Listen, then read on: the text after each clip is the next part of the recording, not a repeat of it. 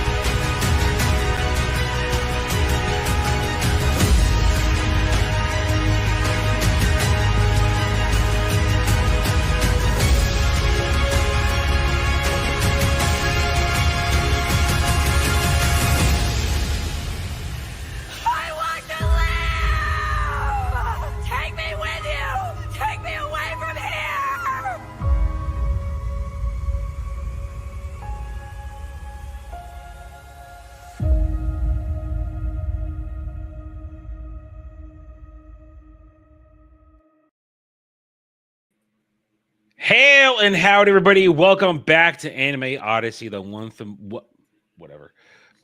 a month thing where we try and nerd out and weeb out over stuff. Now, you may have noticed some things changing at the last minute. The title, literally last 2 minutes. Literally last 2 minutes. The title of the tonight's stream has changed, as obviously the panel has shrunk. Our intended panel has shrunk because real life situations took over for two of our other panel members, so they cannot be here. But we're not going to cancel because Samuel would choke me with his tentacles if we did that. One of them sleeping and the other one's actually sick, and I do feel sorry for him. But no, so we've just shrunk it. We've just shrunk it.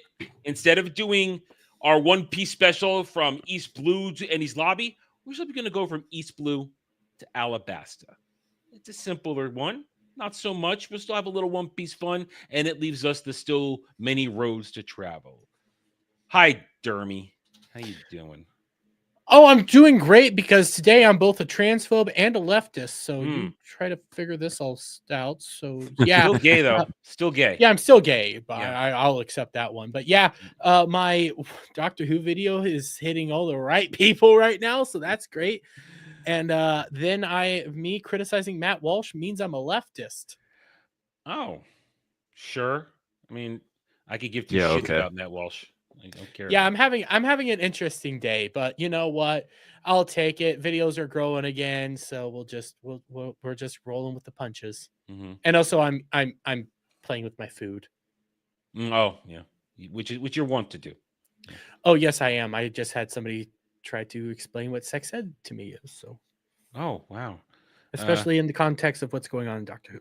Oh, really? Oh, well, Samuel, I have pimple on my forehead. How you doing? Well, if I'd known we were just going to Alabasta, I wouldn't have put the fucking Thousand Sunny in my background. But I know it literally happened the last 3 minutes.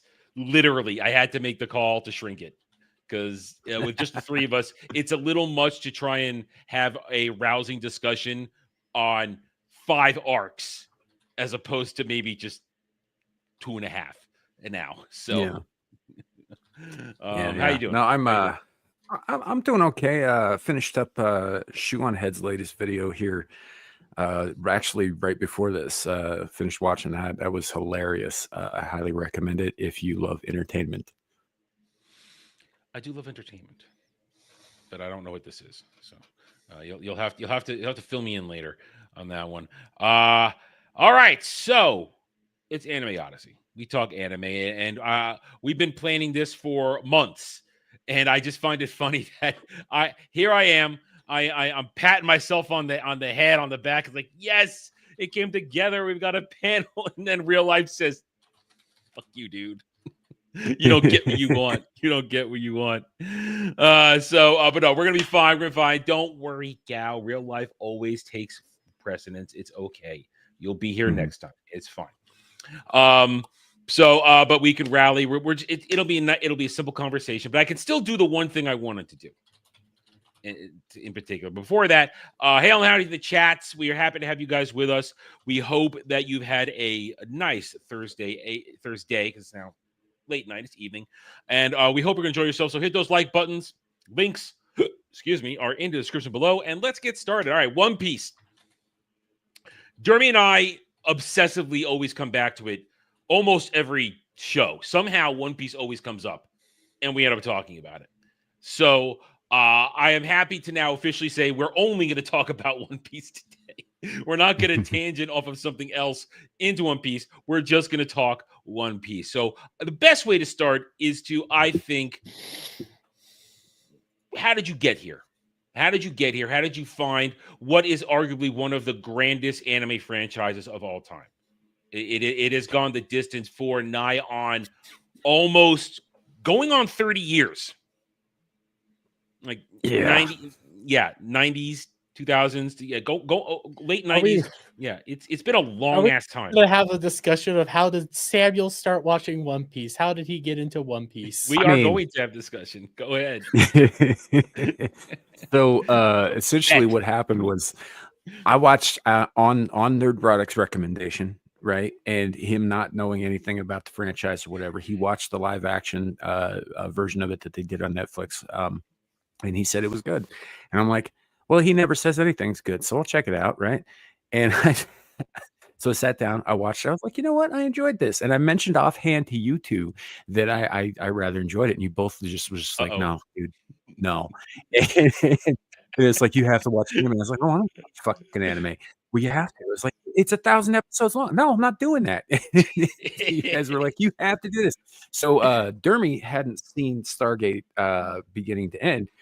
And I did a little math. And currently, up to current, right, there is about the same number of hours in both the total Stargate franchise and the One Piece animated show. So I made a deal with Dermy that if he watched Stargate beginning to end, I would watch One Piece beginning to end. And I am a little over halfway through. I'm starting Stargate up again, especially because there was a GIF going around today. Oh, well, yes. Listen, that's Universe. She is glorious. She does have nudies. Those wonderful assets of hers are on full display from a B movie she did like 15 years ago. 20. So they are there. Back in the day, we all found those immediately. So trust me. All you folks late to that party, welcome.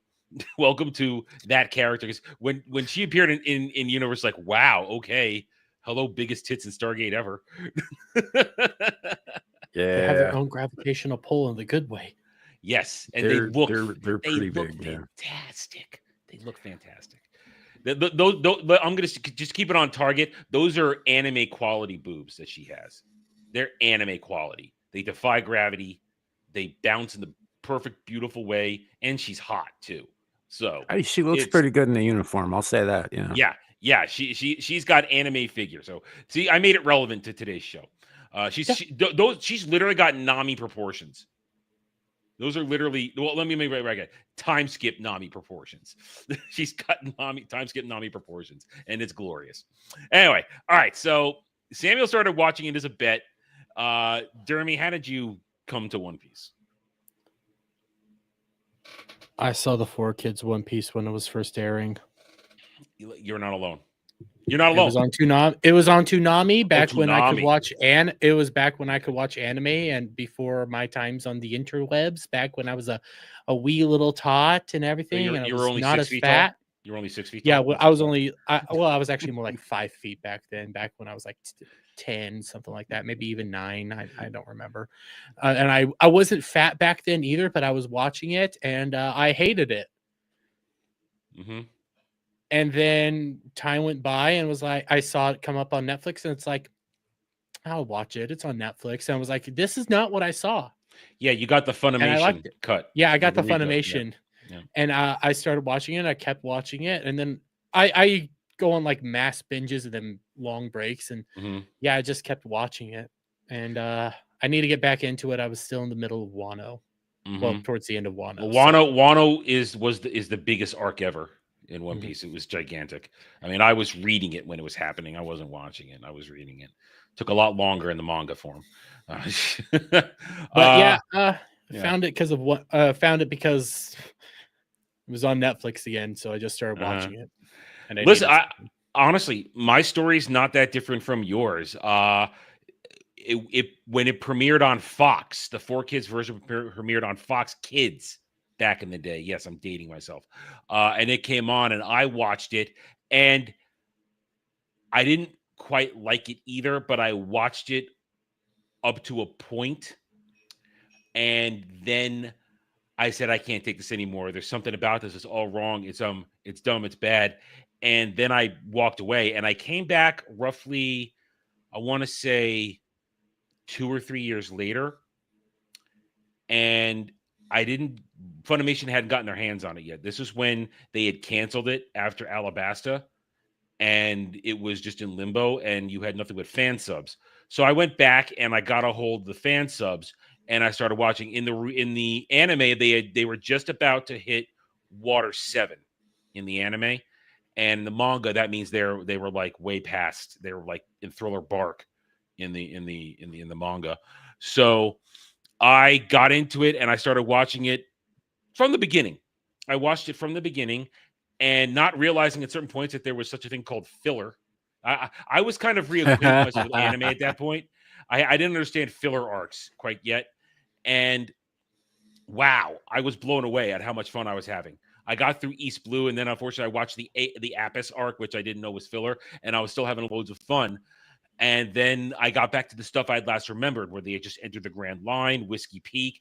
And suddenly, though, wait a minute, there's stuff here being shown that I didn't see in the 4Kids Abomination. And I realized, wow, 4Kids cut shit. They edited shit out. So I got through Whiskey Peak, and then suddenly there was Little Garden. Little Garden, they had skipped Little Garden and gone directly to Drum in the 4Kids. So suddenly, like, wait, there was a whole arc here, and that was when I realized, wow, I have no respect for 4Kids because they've screwed themselves by not doing Little Garden. You can't not have, especially in the current day, you can't not have the Giants.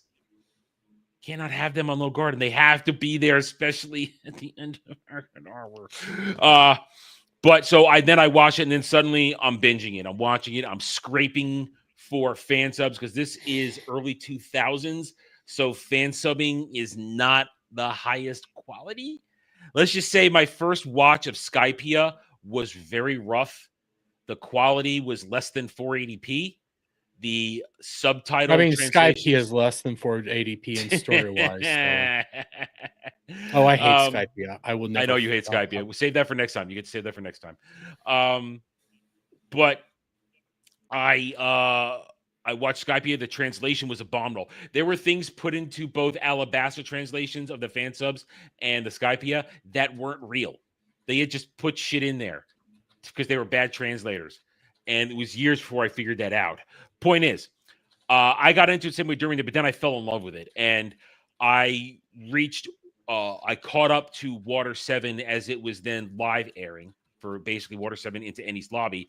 And I never turned back. Now, I do occasionally take, of course, then I reached the point where I stopped watching the anime and I went to the manga because I didn't want to be left behind. And I got ahead of where the anime was. I remember when they came back with the time skip, I was so excited because, of course, I'd read all of Fishman Island arc, and I was so excited to see an animated. And I was not disappointed. Point is, I fell in love with it. I keep going. I take breaks sometimes with the manga. Like right now, I'm on a break. I've been on a break since the end of Egghead Island. I'm letting the chapters really stack up before I get back into it. Since a lot of weird stuff is happening there, I don't want to be waiting week to week at this point. But I fell in love with it. It's one of the greatest things ever. I think Oda Sensei has one of the grandest, most creative minds out there to think up all this shit and keep it going and keep it entertaining for all this time.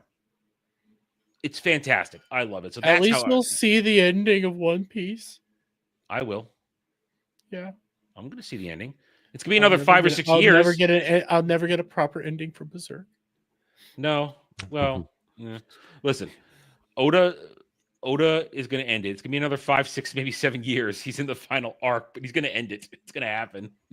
At least the Berserk guy actually died. Like GOT fans aren't getting an ending, and that motherfucker's still alive. Yeah, Germ can kiss my ass. Well, I don't like anyway, but Germ I don't like him as a creator. I think he is a liar. Listen, Germ's gonna live forever. I know this is an anime. He's gonna live forever, and you'll never get that ending. Yeah, and I'll just always have to realize that my guy died. Anyway, so there we are. So as I said, we're going to retract our intended conversation because there are only 3 of us, and with 3 of us, we can only go so far back and forth with opinions. It's a lot to cover for that long. So we're going to start with East Blue, but I'm going to throw this grenade out there because I was going to throw this grenade out there anyway, no matter what. Samuel, who's your least favorite Straw Hat? Fuck you, Usopp. At this point, fuck you both. Fuck Usopp. Usopp is so fucking stupid. I hate that guy.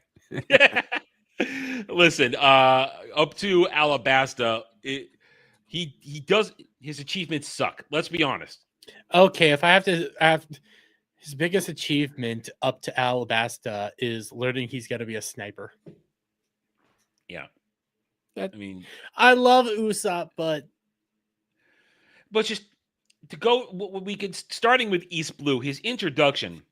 Jeremy, I know you love Usopp's introduction arc. I know you really like that one with all that stuff. Oh, I love it. It's for me, it's the weakest of East Blue for me.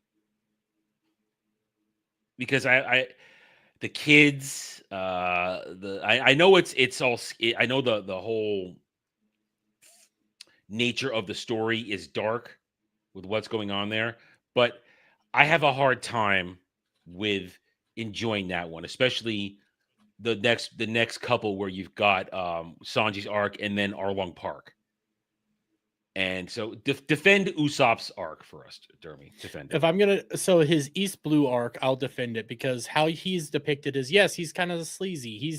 He's a lying bastard. He's manipulative. He's kind of an attention whore and always ringing the bell, warning about pirates. But he's, this Usopp the liar. Usopp the liar, and he's kind of childish. He acts up and everything.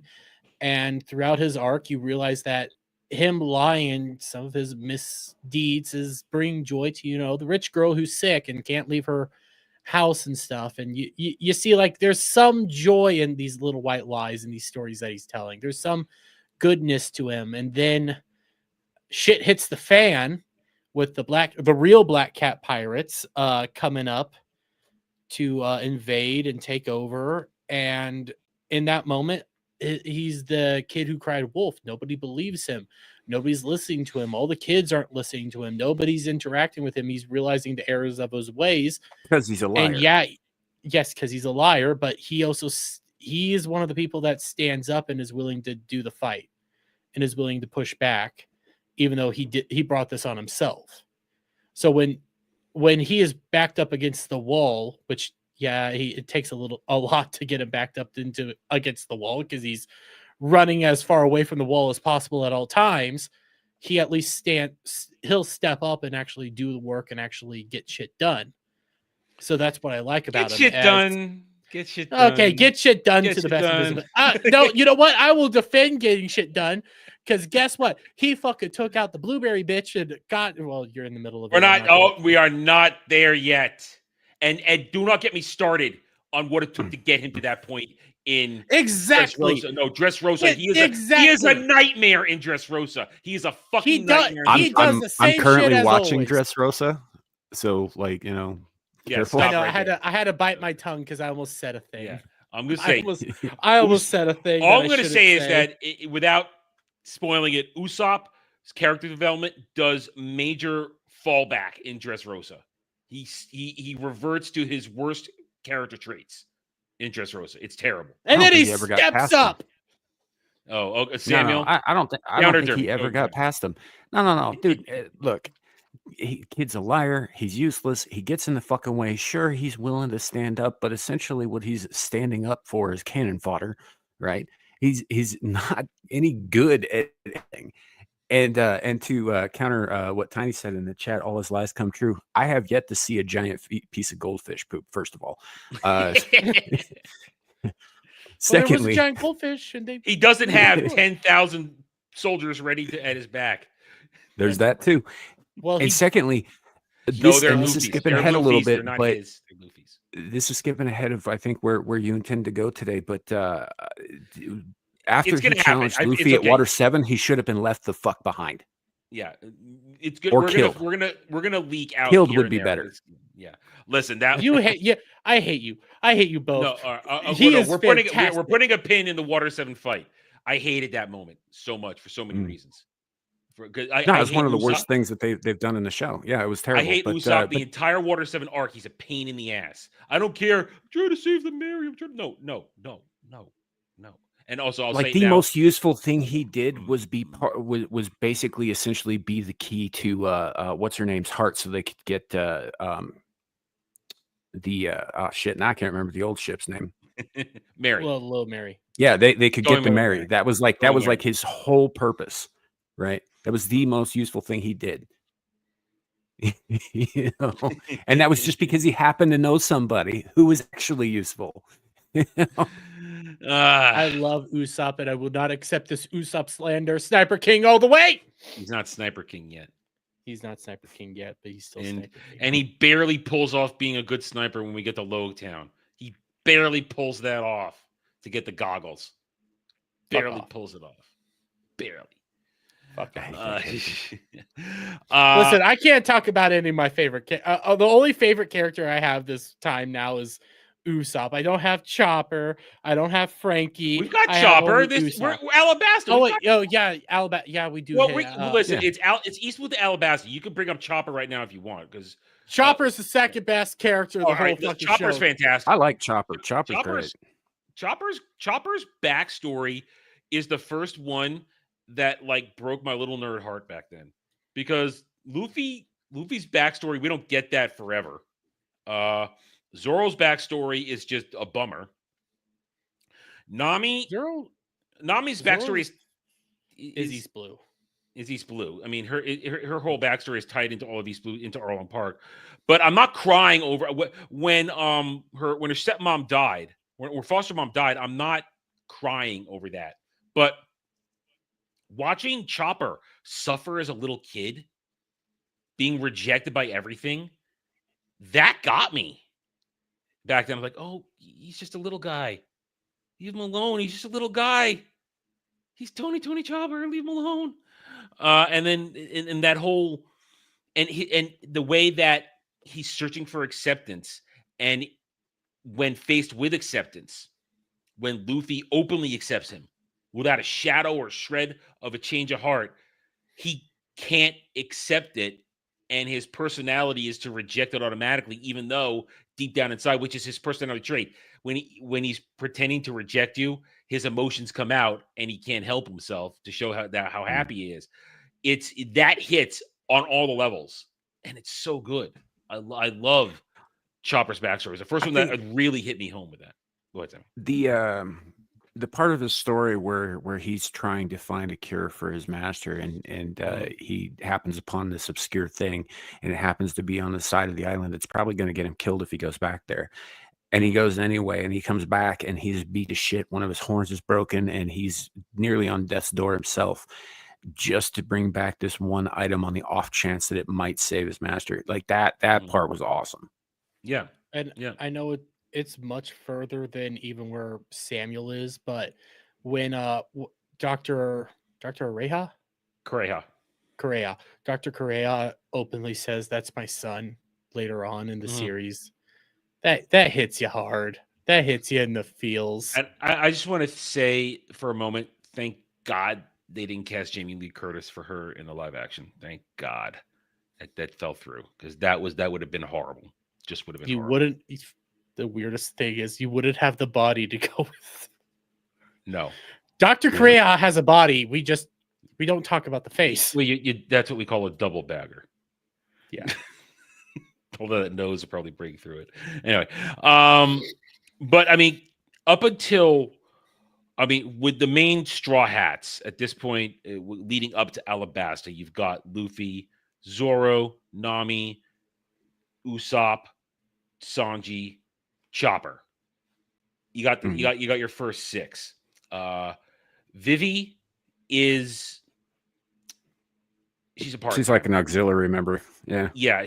To this, I can't say that I am currently not in. As I said, I haven't read up since post Egghead, and I know she's kind of re-entering the story in a way. I cannot speak to what's going on, but she's a Straw Hat, but she's not a Straw Hat. Even though during her once you're past Whiskey Peak and we know who she is, that she's Vivi Nefertiti, not her Baroque Works number or name. She does get the wanted poster like everybody else during commercial breaks when it goes back and forth, and she also gets her own theme, because that's a thing. Generally, a Straw Hat gets their wanted poster and they get their theme. So Vivi is a Straw Hat, but good way to put it, Samuel. She's an auxiliary. She's a part-timer because she has her job to do when she gets home. And it's funny how up until the Grand Line, when you got in East Blue, it's Luffy putting together the core of his team, his first major four. Zoro, Sanji, Nami, Usopp, the core of the crew, and of course getting the That's going right, merry. Usopp. I have to. He's whether I love him or not, he is a Straw Hat. I'm not going to deny that he's a Straw Hat, Darby. I'm not going to deny that. Maybe but he's a Straw Hat the same way that the fucking barnacles on the bottom of the boat are. He's just sort of there. Oh man, clinging on for dear life. Go, hey, listen, he does hold on for dear life in most every battle he's in. So that's those individual background story arcs in East Blue are great, but they're introductory. There's no grand. You haven't reached the grandness of One Piece storytelling until Alabasta. Is that fair to say? Even though you can call Whiskey Peak an arc, it's a mini arc. You can call Little Garden an arc. You can call Drum Island an arc. They're short. Sweet, they don't last very long. Go ahead. I think if I'm going to do an argument, I think you start hitting the real stories at Drum Island. But Alabasta overall, the whole Alabasta arc is I would say, actually more accurate. The whole thing, ever since they hit Little Garden, it becomes the Alabasta arc, because Crocodile is sending members of, they're sending a Baroque Works, but you're through Laboon and Whiskey Peak so quickly that it kind of comes and goes quickly once you're past that. And those are the weaker members of Baroque works. But once you hit Little Garden, he sends in Mr. 3. Mhm. And that's a real fight. And of course, Crocodile and also Robin is sent in. Robin is sent in to at the time as Miss, what was it, Miss All Sunday? All Sunday. Was that her code name? I don't remember Yeah. suddenly. I think it was Yeah. All Sunday. Yeah, Miss All Sunday. Let Yes, me it was look All it up. Sunday. Let me look it up. Yeah, but up until then, and I see Tiny saying, and Arlong Park is an arc, but it's Nami's arc. It's her, Mhm. it's her introductory arc. It's The- her- Right. It's her- backstory. Everything up to Alabasta is set up for what's to come. It's getting Yeah. to know your characters and the basic of the world that they're It- in. it- And then once you get to Alabasta, the real story begins, I think. I mean, East Blue is the longest prologue in the history of Yes. prologues. You're right, because Yes. as a and when you go back and watch it, you see the teases littered everywhere. And you have to also understand some things are retcon later on because Oda Sensei was still figuring a few things out. Perfect example. Hockey's a good Hockey and Skype. Hockey and Logias. Hockey and Logia fruits. Smoker and Luffy and Dragon and all that instance. He was still figuring out Hockey and Logia. When we do Skypia, we'll talk about him starting to figure out Hockey because Hockey does first appear in Skypia officially. There's no Hockey before Yeah. that. And which means Luffy got so freaking lucky against Crocodile that his bloody fists were able to beat the crap out. And how's this for a thing? I think I probably told you guys this in the past. When years later, when I watched the 4Kids adaptation of, or I checked in on it for Alabasta, and I happened to be checking in when he was fighting Crocodile at the Poneglyph ruins. We know for a fact, as I just said, in the real story, Luffy's able to make contact because his fists are so soaked with blood that it's the counter to Crocodile being a Sandman. In freaking 4Kids, because they made it for 4Kids, they said his hands were sweaty. Well, I mean,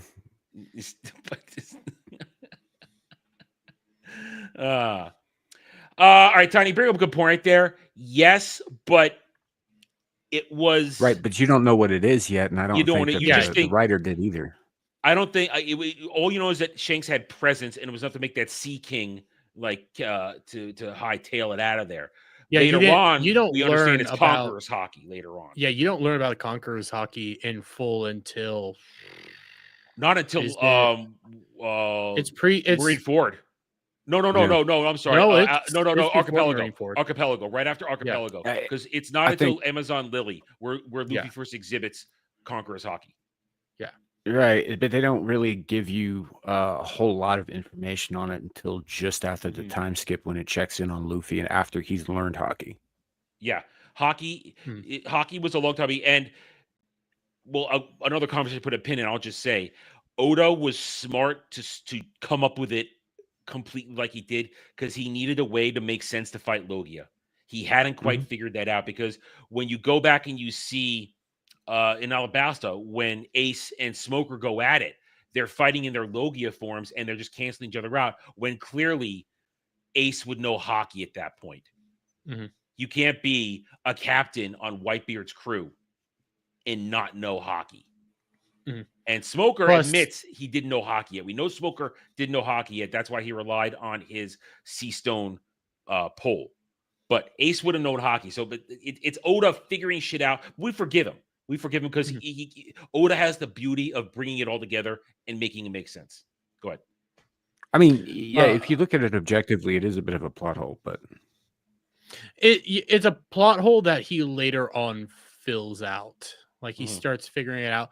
And I think, like, I don't even think he fully understood how some of the even Logia fruits would work properly. Because it's not until later that we're like, I was doing some research when I was redoing when I was going through Wano arc recently and all Cake Island and all that. And it was like, technically the flame fruit should be able to beat out Smoker's smoke fruit.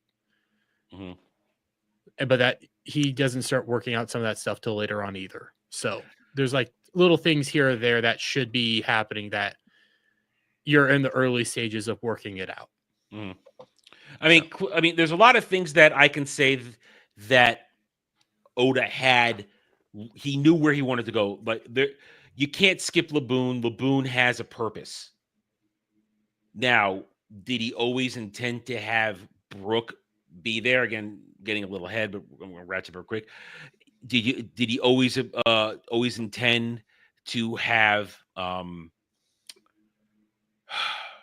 lost my train of thought. Frick. I jumped around too much just now between the two different parts, trying not to say things ahead of time. Crap. Never mind. My point is, Oda puts a lot of seeds in East Blue, and 95% of them sprouted the way you think they're going to. And that's why, as Jeremy said, it's a really good 80 episode prologue.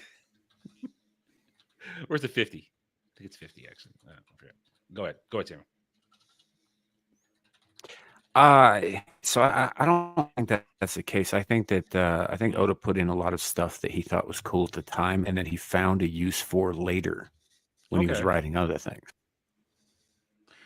I think that that a lot of it's retcon, but it's retconned very, very well. Mm-hmm. I can see that. I mean, my biggest thing is, of course, will be the use of observation hockey in Skypiea, although it didn't have a name yet. But that's a Skypiea discussion. Because on my last rewatch, I was thinking, yeah, man, that's hockey. Huh. When I was watching it last year, when I was doing rewatch, yeah, that's hockey. But East Blue allowed for a nice introduction to the world and the characters. I think it's one of the best long introductions ever, leading to, I would say, something pretty epic with Arlong Park, which even it's at that point hints at later things like Jinbei and stuff like that. So it going up to that, I'm trying to couch this properly because I don't want to come off as sounding like I like one more than the other. But at the moment, having as recently as last year rewatched both of them in relatively close amount of time, Luffy versus Arlong is almost as good as Luffy versus Crocodile. I'd say better. It was a much more entertaining fight. Luffy versus Crocodile was, I think, the more dramatic fight. But as far as just pure entertainment value, I mean, when Luffy starts taking Arlong's teeth and putting them in his own fucking mouth, man, I was rolling. That's hysterical.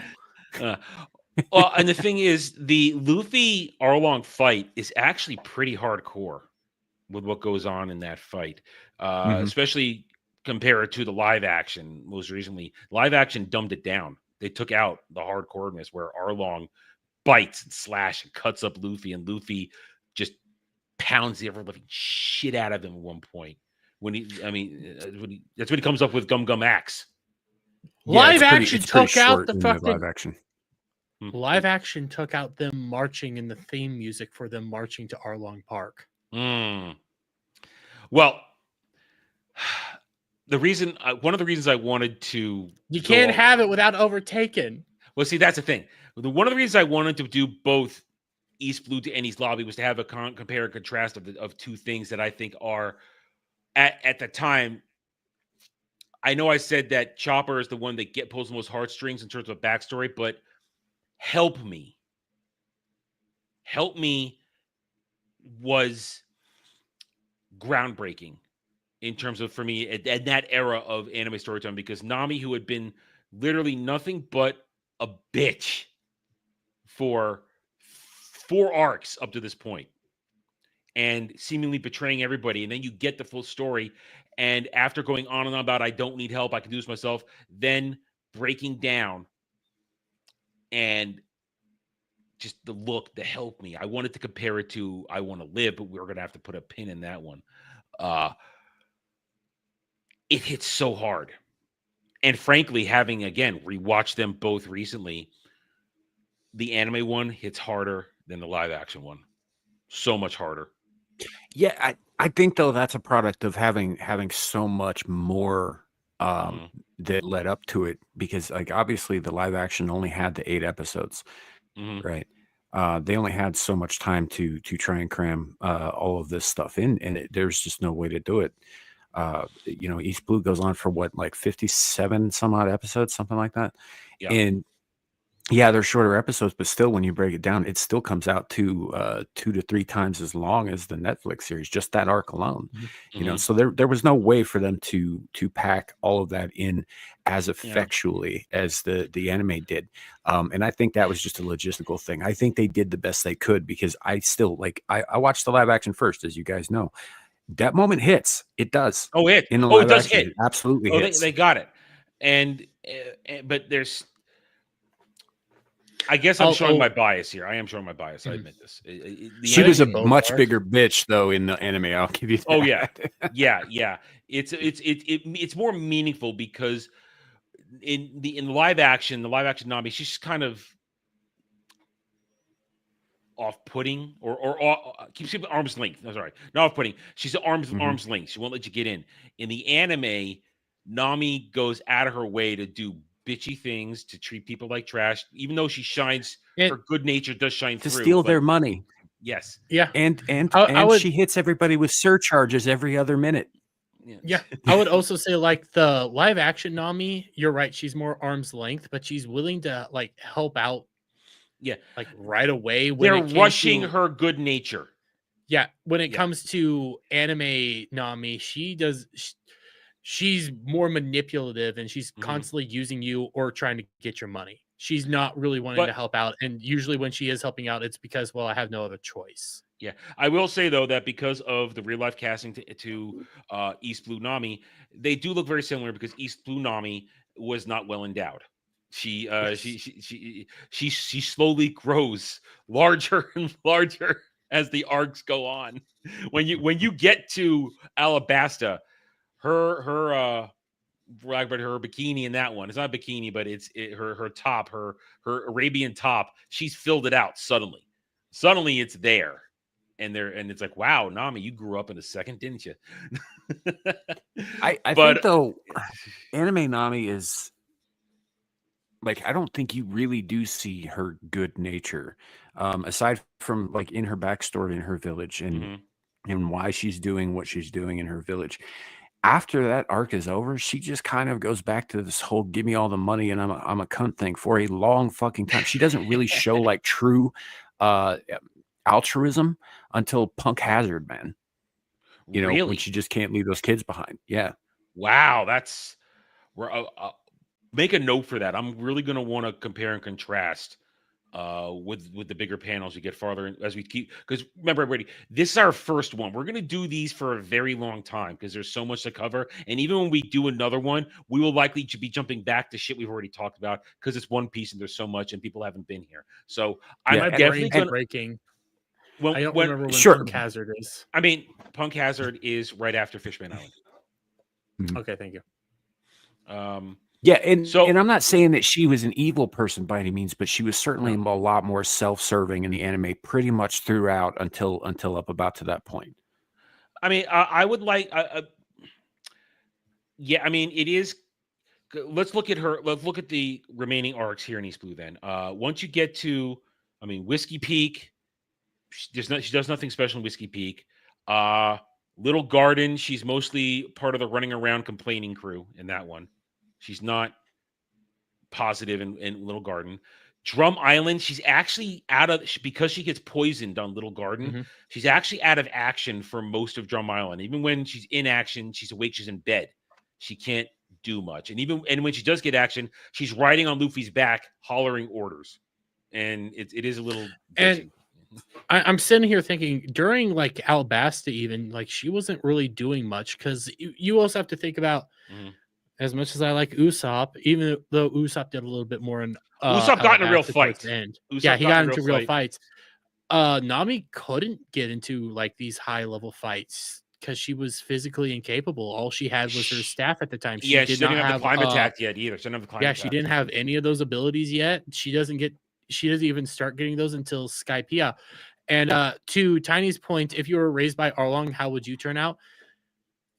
I don't think, like, a lot of this is her defense mechanisms. Plus, she really does like money. She she loves that money. She's very greedy, but they're her defense mechanisms. That's why she's a little bit more bitchy. That's why she's a little bit more turned off, because the last time she got connected to people, her stepmom basically died, and she got forced to do a lot of stuff because she likes maps and making maps, and she was tortured most of her life. So, but sure, what did I don't? It's been. You could go that Here, route, but if you're talking nature versus nurture, man, she has been exposed to people who will step up for fucking total strangers at this point for a fair amount of time, right? Like Luffy does shit because Luffy wants to do shit, but he does step in when he sees injustice happening, and she's been exposed to that kind of thing. She's been shown that there's always a choice. Well, right? also you have to Repeatedly. remember, like the reason she's like, if we're East Blue Nami, for example, the reason she's doing a lot of this stuff is because she doesn't want the city to have to deal with it. She doesn't want other people to have to deal with it. She's taking it all on her own because she wants to protect everybody her own way. Mm-hmm. Mm-hmm. So I mean, that's a very noble aspect. But as my whole point is that Nami, aside from being hot, is not as likable for a long time as some of the other Straw Hats. Yeah, I would agree with she's that. absolutely not. Yeah, because I'm like even Zoro trying is to. likable because he doesn't give a shit and he's just cool looking. Sanji's likable because he's kind of badass. Like if we power rank everybody, it's Luffy, and then it's a tie kind of between Zoro and Sanji. At this point, you're like Zoro's first mate. I mean, he is and always has been the second strongest Straw Hat. Even when Jinbei is included on the roster later on, Zoro is still stronger than Jinbei. Not immediately, but if we're talking here and now, considering recently who he went up against in Egghead, Zoro is the second strongest Straw Hat. He was always stronger than Sanji. And real quick, Tiny, to disprove that Luffy doesn't care, like he doesn't care about injustice. He only cares about people feeding him. Go back to the whole going up against not Chopper. Buggy, going up against Buggy the whole first time, and how Luffy reacts to the dog. Like, yeah, they fight, but watching that dog get beat up pisses Luffy off. Luffy is furious with that. I've seen it stated many times in the manga he is first mate. So Oda's written it.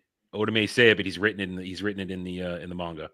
So Tiny, you can come on next time. Next time we do this, you are invited to come on next time for debate purposes. I just Google it. Apparently, I mean, he's not first mate, but it's been said in the manga he is. I've read it many times. He's considered the first mate. He's right. Okay, he's considered because he is also considered the right hand of Luffy. So yeah, I mean, so I guess it might be it's a technicality. It might be a semantic. It's a technicality and semantics. probably a semantics argument at this point because he's technically first mate. I've heard it. I've seen it said in the manga many times. What is the first mate's? Yeah, what is the first mate's duties? The first mate's duties is to ensure that his captain's orders are enacted, right? Is that not the role that Zoro fulfills most of the time? Yep. Yeah. When he's running in the right direction. Yes, when he's not lost. So I'm even looking at Oda has outright stated that no, Zoro is not the first mate. But even if you look at like Bartolomeo, Bartolomeo even said like Zoro's the first mate. So like it's a back and forth on is he the first mate? Is he not the first mate? So yeah, I mean both the manga and the official anime dubs have said first mate before. So I'm simply going off what I've read and seen in the live action. And it could also just be a semantic thing. So yeah, might also be Oda, like we said, Oda changing his mind. Oda saying I can do this and that, but he is the number 2 Straw Hat. And like when did Oda say that he wasn't the first mate versus later on maybe implying that he is? Yeah, it all depends. Listen, Samuel did bring it up. Was very proper point. Oda does change his mind. He says things and then he will change it to alter where he wanted it, where he decides he wants it to go. I do believe Oda's had a master plan all along, but he changes things as he maybe has a better idea and a better and that kind of works better with it. I mean, once again, I go back to hockey. I think he had the ideas of hockey, but I don't think he really had it worked out until at least getting towards until Ennis Lobby, because you see hockey is used by Cypher Pole Zero in Ennis Lobby. They're using hockey, but it's still not stated as hockey. So I think even up to that point, he's still conceptualizing it and deciding what it is up until then.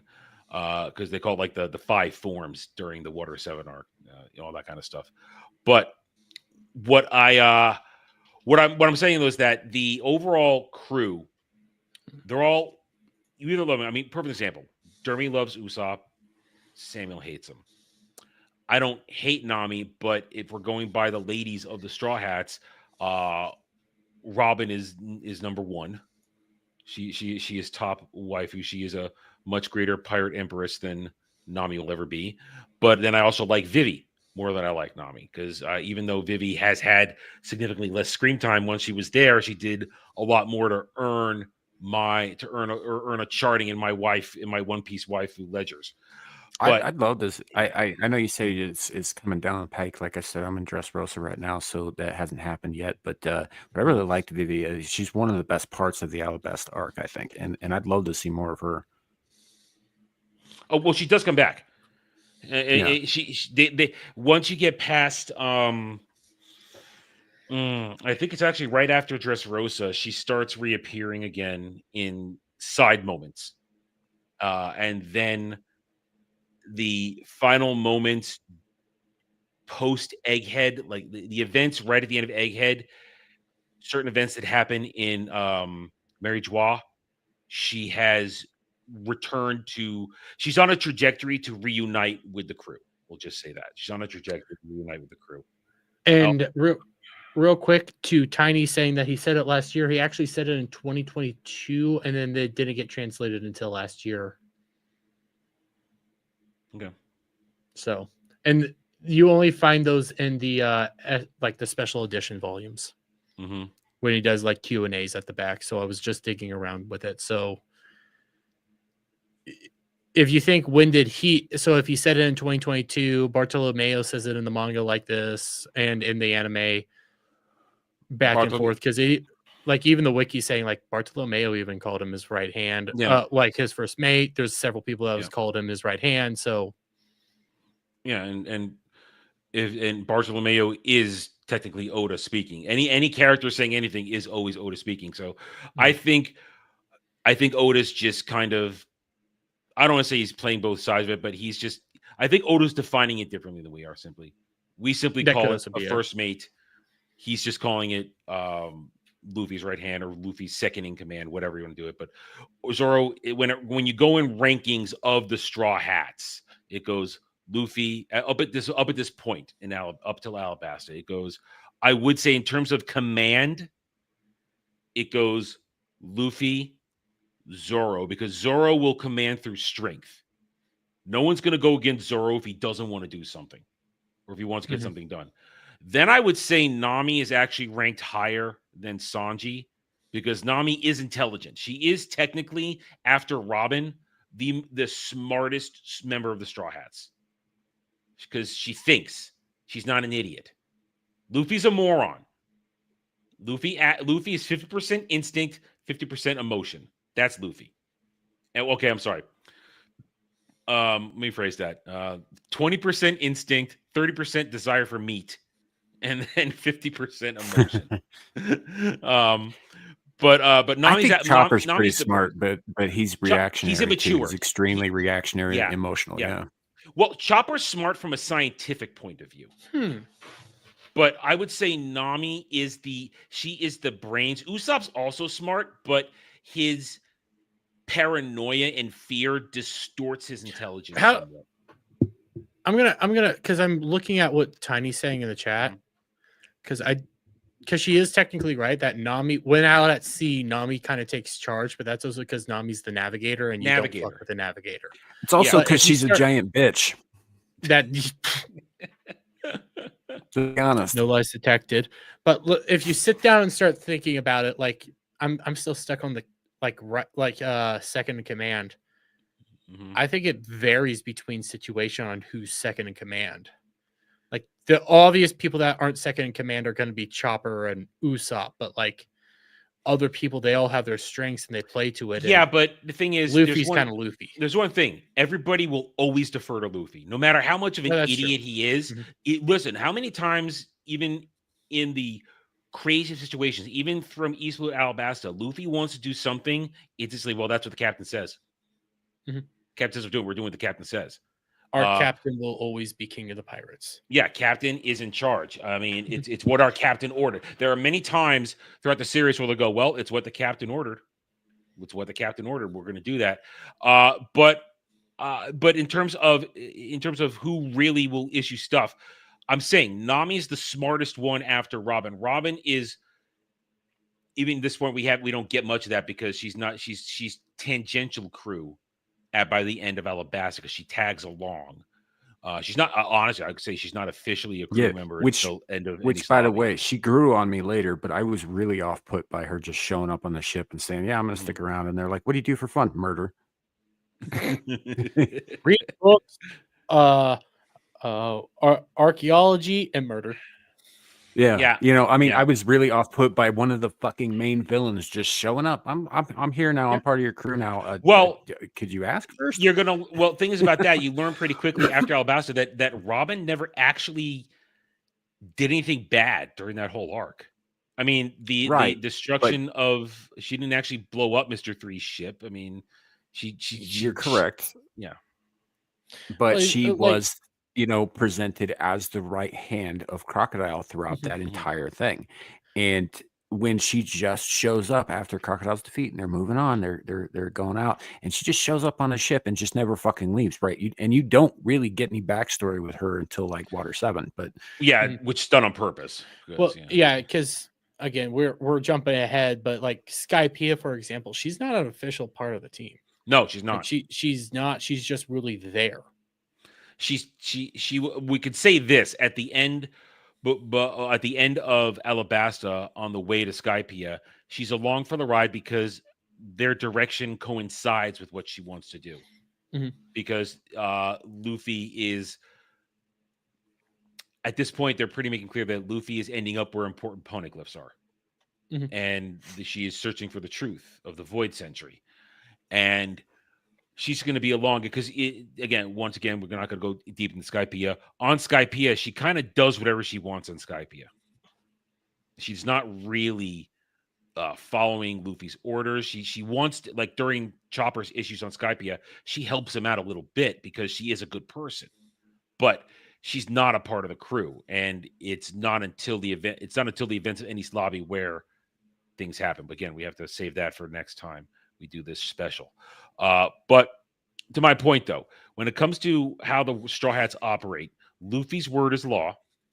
Mhm. Nami is the smartest one. I said no, I did say Nami is the smartest one on the crew because she thinks she is a bit of a strategist. She does her penchant for greed and self-preservation do tend to make her the one to make the smart choices. But there are times when both Sanji and Zoro will do what they want, despite what she says. Which, why I say yeah, yeah, yeah. I Go would ahead, I go would ahead. agree that look, Nami is a schemer, right? Mhm. She's a schemer. She's a planner. She's a manipulator, and these all require a very specific kind of intelligence that she clearly developed while under Arlong because she was working directly for a bunch of fucking fish supremacist racists who wanted to see her and all her kind fucking dead, right? So in order to survive there, yes, you have to be very good at pulling the right strings and manipulating events and all that stuff. Yeah, no, she's excellent at that kind of thing. But it also kind of makes her an underhanded and slightly untrustworthy too. Yes, because every time Later on, she redeems herself, but yeah, yeah, well, and no matter what, every time, and this is actually a correct character trait of Nami, is that she's always trying to get as much money out of a situation for the crew as possible. which is good. She's supposed to do that. That's one thing that a lot of the times the rest of the crew kind of forgets. They are pirates. They do need riches. They need money. And Nami is the one that makes sure they get the money, even though they do. And then she charges them for keeping all their money. Yeah, eventually. I mean, she does kind of get away from that. Once you get past the time skip, that kind of trait does go away from her because she's grown up a little bit more in a lot of ways. But pre-time skip, especially East Blue to Alabasta, her end goal is always how much money can I get for the ship? How much money can I get for the crew? Because I will say this: once you're past Arlong Park, it is about the crew. She's no longer a selfish beast. It's about the crew. What can she do to keep the crew safe? What can she do to enrich the crew? What can she do to keep Luffy from getting them into too much trouble? And so she is a full-on Straw Hat member. Everything is for the Straw Hats. But I'm gonna stand by it. It's a long time before her attitude gives way to making her more likable. Honestly, she gets more likable in Skypiea. Once you get to Skypiea, she's a little more. Her actions in Skypiea are a little more likable then. But that's again next time. But no, it's not. There's no redeeming qualities of Skypiea. How Samuel feels about Usopp is how I feel about Skypiea. That's fair. That's fair. There was some really dumb shit in Skypiea. Yeah, Skypiea was too long. It was it was too long. Conversation we won't go to though. All right, so let's zero in. Is there anywhere you guys want to jump to right now? I've been jumping around things. Well, where you guys want to jump to? There is one point that I'd like to make towards the end of Alabasta that just pisses me off, and it gets repeated in Skypiea. But fucking Pell, he should be dead. Pell not only should he be dead, he should have been dead because that was like it totally undercuts what he was doing. Totally undercuts what he was doing that he's alive, right? There's no noble sacrifice. It's like, oh, I'm fine now. You know? Yeah. No, I hate that so much. I hate it so fucking much. At least in Skypiea, they address how stupid that was with the old man. But it's like, you're alive now. How? I don't know. Oda, it's a very long time before Oda actually starts killing people. It's a long time. I don't need him to start killing people off willy-nilly. I just need him what I needed was for the sacrifice to be real, for it to actually fucking mean something. It didn't. You know, I mean, yeah, he saved all those people, but like the whole point of that was to, well, obviously save all those people, I guess, but it just undercuts the nobility of the thing. It's like, first of all, and then secondly, they don't explain how the hell he survived. Okay, I gotta address this right here. Third Eye in my chat. What are you? Hang on, wrong screen. What trans characters? There are no trans. There's one, Bon Clay, who's introduced in Alabasta. He's fucking awesome. Bon Clay's a great character. He's just gay, and Newcomer. That's not until that's Drag Queen Island. Yeah. Yeah, well, no, with both. No, first there's Newcomer when Luffy introduces not any Slaby prison. So they forgot the name of the prison. Shit, my brain just fried. Impel Down. Impel Down. Thank you, Impel Down. When we get Newcomer and Impel Down and Eva, and then of course the Newcomer Kingdom, which is making fun of it. Making fun of it. So I mean, I'm not trying to defend him because I can see that I am trying to defend him, but I'm not. Yeah. Because I see he ends up saying not trying to hate. Yeah, I know. This is a point that I've been trying to make a little bit more lately, because of like how the past 10 years have gone in the West, predominantly, not so much in the East. People are a little bit more touchy to this stuff and they're more sensitive. So even like a slight. Even like seeing somebody that looks that way, they get turned off by it. Not in the sexual manner, but they get freaked out because you're so constantly inundated with it. That's just the small defense. Yeah, they're not the way how we would depict them here. They're actually freaking awesome, and they're worth the watch. They're all Yeah. great characters, and they are designed a specific way. Yeah, for they have reasons. a purpose. They don't exist. And yeah, Third Eye, we know you're not hating. Don't worry, dude. I know you're Yeah. you're just you're stating your opinion. And if for somebody for your friend to show you them at that point, you've missed a lot if that's the first stuff he showed you. That's Like- even if you're going to Bon Clay, Mr. 2 in Alabasta, that's a lot you've missed. If that's what he's first showing you, I would say to your friend, what the hell are you doing? Show me this shit in order. Don't And then just if drop you me take a in look the deep end. like if you take a look at Eva's, if you look at their design, they're specifically supposed to be kind of riffing on the what's it, Dr. Frankenfurter design. Yeah. And making fun of it. Right. So Yeah. Oda he's making fun of it all. And once again, this is jumping way over to Wano, but I will simply say that I have it right here. Honestly, I've been saving it for this real quick, Tiny. 2 things. 1, if NL returns for the final fucking battle, I quit. I thought he flies to the fucking moon. I'm done. I I don't want it. Just fuck off. And then how is it not a real sacrifice? I mean, the whole point of him doing that was to die. Like he's sacrificing his entire life to save everybody. And if he doesn't die, then it's like, then what's the fucking point? Like you like Oda even depicts this as a noble sacrifice and doing something really grand and great. And then he's like, yeah, I'm alive.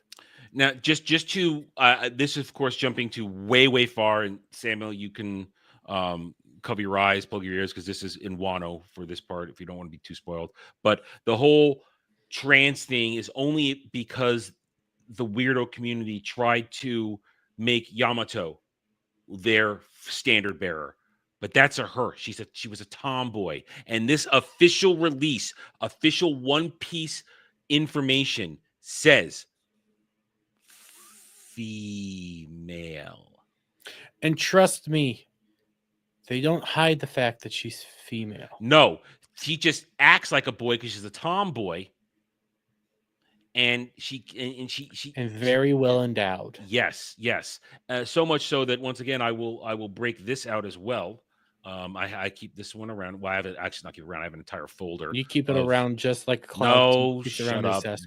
No, shut up. No, I'm talking about.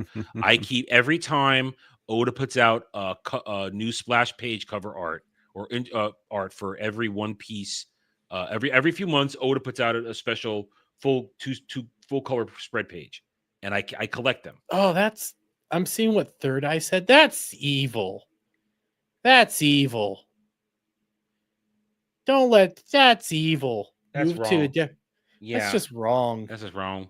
That's wrong. That's why you don't understand what the heck's going on, because you weren't even watching it with him. That's pure wrong. Let me see. Where is it? I should label these damn things. I just have it's just like a file filled with dozens of these pictures. I'm trying to find the right one. Hey, Valdevesh. But it's during the whole height of that argument, Oda put out a particular particular color spread. Fuck off, Tiny. Fuck off. Yeah. Don't. No. I don't. No. He went to the moon and died. He went to the moon and died. All right. Please. And I went to the moon and died. Don't let him back. Let him die. Let him burn in hell. It's gotta be here. I hate him. I hate him so much. We're talking about the lightning guy, right? From yeah, yes, I hate him so much. Okay. Yeah, I seem to recall his name being Eneru. That's okay. It is Eneru. I call him Enel because that was when people weren't sure if they were saying no R or L way back in the day. So that's on me. It is Eneru. You are right. It is Eneru. Oh, okay. Let him die right. in hell. God damn it, where is it? I hate it. Actually, I liked Eneru. I thought he was a great villain. Well, I thought he starts off great. He starts off great. Next time, save that one. I'm just trying to find this picture. That there it is. Boom. All I'm gonna say is he starts off great, and then it goes too long, and I'm ready for it all just to burn in hell. During the height of the whole, I'm with you on that. The whole arc was too long. Yeah. During the height of the whole Yamato, that trans icon, Oda put out this. on a particular color page. The women of One Piece. I think I saw that. Yeah. The women of One Piece, and there she is, right there, along with many of my favorites. I love them all; they're all great. But yeah, so it's even have they even have Shirahoshi in there, man. Yeah. So they got everybody in there. So she's I'm a girl. Shirahoshi simp. Listen, that's a tall order right there. That's a tall order. I started understanding big women when I saw Shirahoshi. That's a lot of woman. That's a lot of woman. But she's a woman. So that just drives it home. Anytime the question of that kind of sexual orientation comes up, Oda does it in a mocking way, but in an amusing way, or he does it in an intelligent way, like Eva, like Bon Clay. Because if we were get to Impel Down, Bon Clay in Impel Down is just a masterpiece of character work, and his behavior and going beyond just being a weirdo. He has a great redemption arc. Yeah. Of course, at the end, he's arguably the most faithful and loyal and noble of a lot of the characters they come across. Mm-hmm. Oh, that's his friend. He will fucking die for you. Yeah, and that's something. I mean, we've been talking about a lot of what these characters do, but one of the themes of One Piece that is so powerful that starts in East Blue as Luffy collects these basically diamonds in the rough. These people who are either rejects or considered to be not worth anybody's time. Friendship. And the word nakama. If you're watching the Japanese audio in English subtitles, the word nakama, friendship, friends, companions, something more than just family, bonds beyond blood, and that is the thing. Luffy will always say, "You're my nakama." Well, I missed that. What'd you say? I missed it. What you said? You're not going to say it again. Whatever you said. I missed what you said. Say it. Are you shitternetting me right now? I think he is. He's shitternetting. Okay, I think he's shitternetting out. All right, Samuel is shitternetting out. Otherwise, he would have had a snarky reply to me by now if he wasn't shitternetting out. But it's about friendship. It's about loyalty. Sorry. There you go. What did you say? I missed what you said when I said that. I said Ohana. Ohana means family. Ohana. Oh, shut up. You know what? I hope the shitternet takes you now. I hope the shitternet takes you for that one. God damn it. Kind of agree. I have to kind of agree with that one. But it's a theme that continues to run through it, and it's also an interesting theme to run alongside it. Luffy is so big about family, about protection, about taking care of people. Yet, ironically, even though he gets into all these situations where he ends up doing the right thing, he will routinely say, "I'm not here to be a hero. I'm not here to save your day. Pirate King. I'm here to be Pirate King. I'm going to do what a pirate does. I'm only going to do this if it benefits us." But he says that, but it turns out he will always help somebody because he considers them family, nakama. I mean, one of the reasons down the road some of the major arcs happen is because of how he perceives somebody in relationship to himself. Or damn. Well, just go to I'd have to spoil something, so I gotta be quiet. Well, no. Go to like the end of East Blue. Okay. Why does he help Nami? What's his reasoning for helping Nami? You're my friend. Yeah. You're my friend. Yeah, that's it. You're my friend. I'm gonna help you. Luffy is a simple he's a simple creature. Yeah, she's obviously too broke to buy him meat too at that point, so it has to be the friendship. Yeah. And he has no sex drive, so no. Yeah. Well, that's also actually he has a sex drive, but there is a point later on. I think it's during Alabasta where Nami flashes everybody, and Luffy, like every other man, reacts to it. I don't remember that. There's a point where Nami flashes everybody. She does it for a certain amount of payment. She does do it, and she flashes everybody, and everybody reacts, even Luffy. Luffy just doesn't think about it. Otherwise, he would have jumped Boa Hancock because she was all over his ass. Exactly. I mean, no. fact that you brought up Boa Hancock, and I'm still thinking about what Third Eye's friend did to him. It's like, Jesus Christ, you miss Boa Hancock. Why would your friend do this to you? This is like torture. The thing is, but that's the thing. One Piece doesn't shy away from sexuality at all. No. In fact, Oda revels in the female form. He revels in it, drawing it. They every after a certain point, every woman in One Piece has triple D tits and an hourglass figure. It's gonna happen, and you just roll Even with a it. fucking dog woman, or is it a deer? They're all the beasts, all the minks. All the minks have bodies to die for. Every last one of them, and it's like, I am not a furry. I am not doing this. I draw the line. It's not happening. Rabbit is not happening. No, it's not happening. No, it's not. No, maybe you and Cloud it'll happen, but it's not happening for me. Okay, no, he Cloud likes Dog Storm. I don't even know what that is. I said Dog Storm.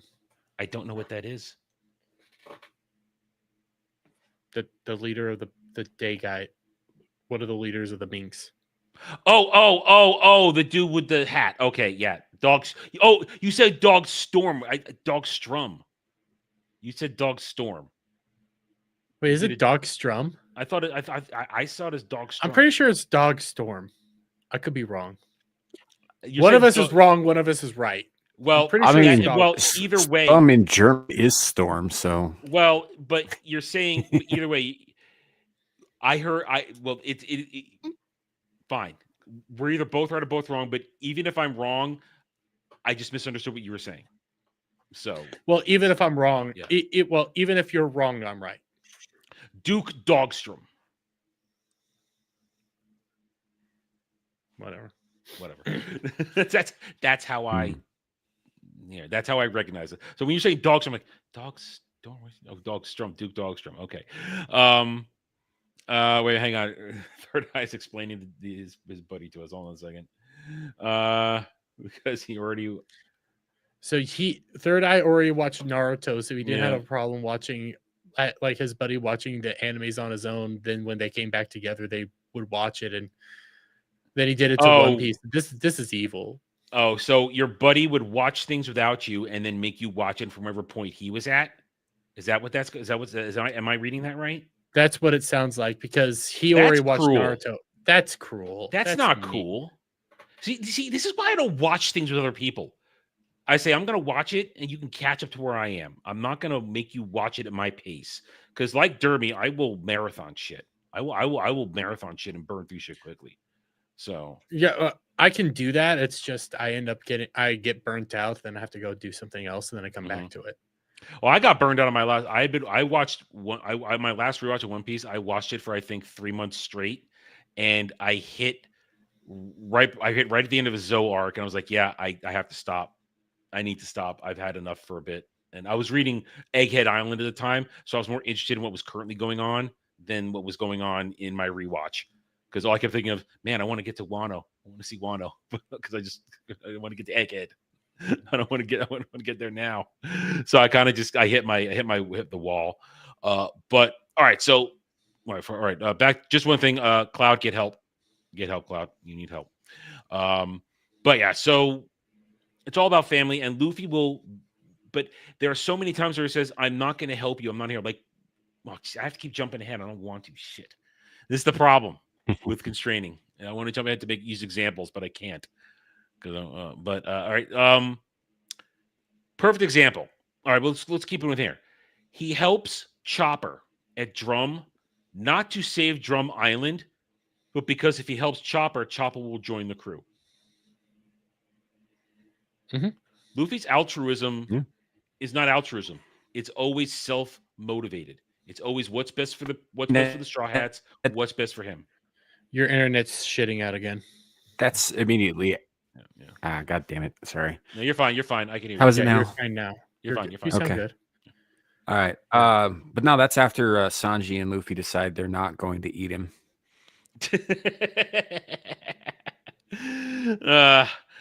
Once Luffy sees him transform, he's sold though. Once Chopper went to human form, he's like, "Oh my god, you transform! You're awesome! You're a monster, and it's cool." Yeah, you're a monster. Be my friend. Be my friend. That's the exact line. You're a monster. Join my crew. Be my friend. Join my crew. I love you. You're awesome. I don't know what you are. I don't know what you do. Oh, you're a doctor. That's even better. Great. We need a doctor.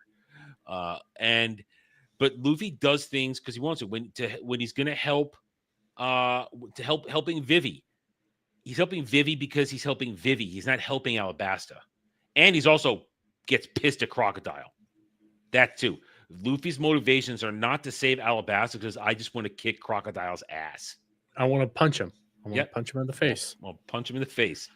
And funny thing about it, let's talk about Luffy up to this point, starting with Arlong Park, the evolution of him using the Gum Gum fruit. Because the thing about the Gum Gum fruit, not to get way far ahead in spoilers, the Gum Gum fruit, when I first saw it way back in the day, I thought, man, this is dumb. He's rubber. This is stupid. And I'm saying, and I gotta remember, I'm also not a fan of Mr. Fantastic. So I'm not a fan of stretchy shit, I'm not a fan of that stuff. So I'm like, man, this is dumb. Zoro, he's using swords. He's cool. I like this guy. He's dual wielding. He's singing to me. I'm like, this is dumb. But then the more you watch Luffy battle, the more you watch him fight, especially the Arlong fight where he starts to innovate more and more. And then you realize, because that's the first fight where he really has to innovate to beat Arlong, because it's the strongest foe he's faced at this point.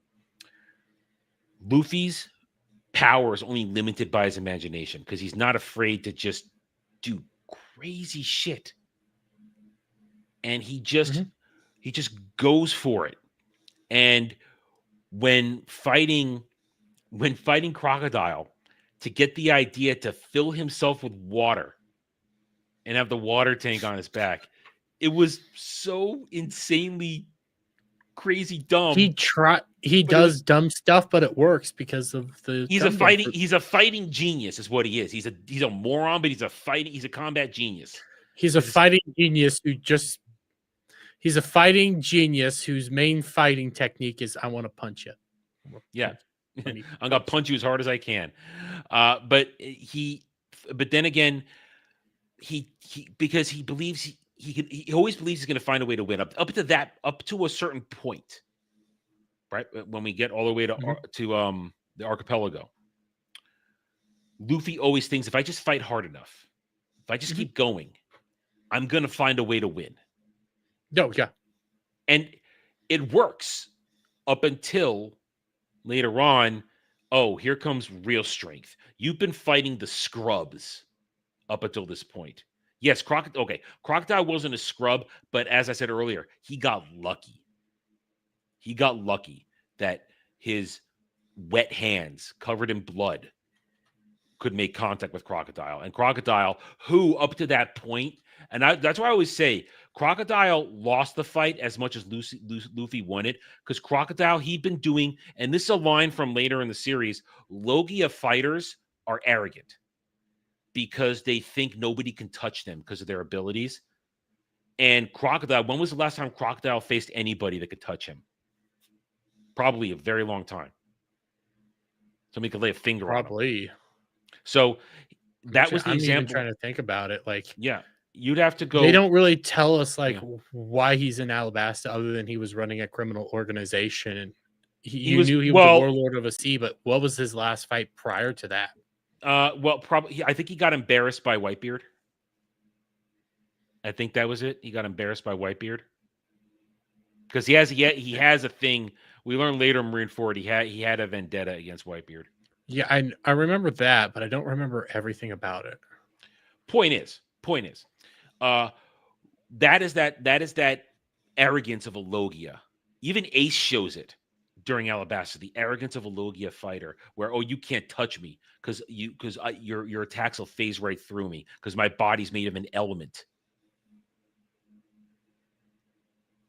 Crocodile loses the fight because he doesn't think Luffy can touch him. So he just stands there confidently like he does every time that you're going to pass through me, especially because he had already kicked Luffy's ass twice already at that point during the stab event where he hooks him. And then and then when he knocked him down when he was filled with the water later on. Mm-hmm. So arrogance of a Logia lost on it. So Crocodile, that's why I'm kind of leaning towards Samuel said the fight against Arlong was better because that was two guys both knowing that each one can cause pain to each other going at it. Where Crocodile, he didn't take it seriously. I think if Crocodile had taken it seriously, Luffy might not have won that fight. Because by the time Luffy's development, absolutely. Yeah, because Crocodile, he's been to the New World. He's been there. He knows what it's like. He came back to that side of the Grand Line to get stronger, to go back to the New World. And what happens is, by the time he realizes it, Luffy has already developed a number of attacks through his ability to contact it, like Gatling gun. He develops Gatling gun and Storm to just rapidly punch so many times it looks like there's thousands of punches coming, and Crocodile can't dodge it at that point. He's taken so much battle damage, he can't change his tactics anymore. He's tired, he's beaten up, he's bleeding. And he was a veteran captain, and this rookie just caught him off guard because of his arrogance. Am I wrong? No, I think you're right about that. I think you got to, like I said, at that stage in Luffy's development, he's not strong enough yet to take a Logia type. He just isn't, flat out. And I think you're absolutely right that he got lucky with the discovery that his blood made his hands wet, which, for some fucking reason negated a guy who was made of sand.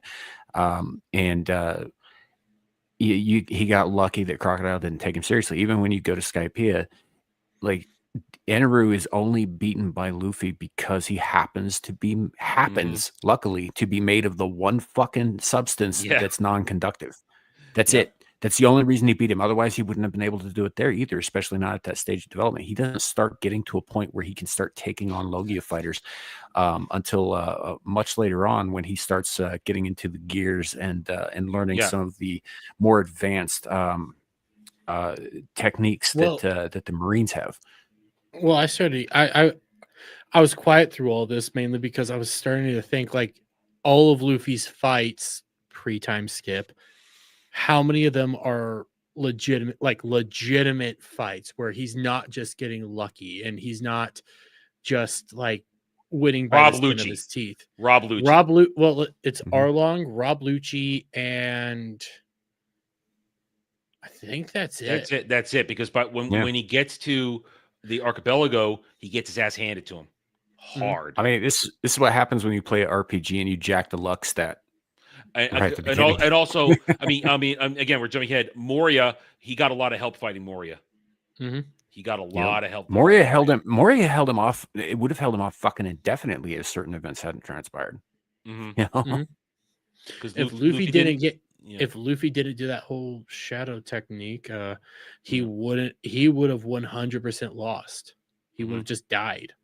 And if you start sitting there and thinking, okay, then you go down to Impel Down, him battling the poison guy, that's kind of luck and strategy. He lost.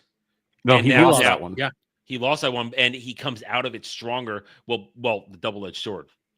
Luffy lost a large chunk of his life to that. He's going to die much younger than he was going to live now because of the operation to get the poison out. But Luffy's also now immune to poison.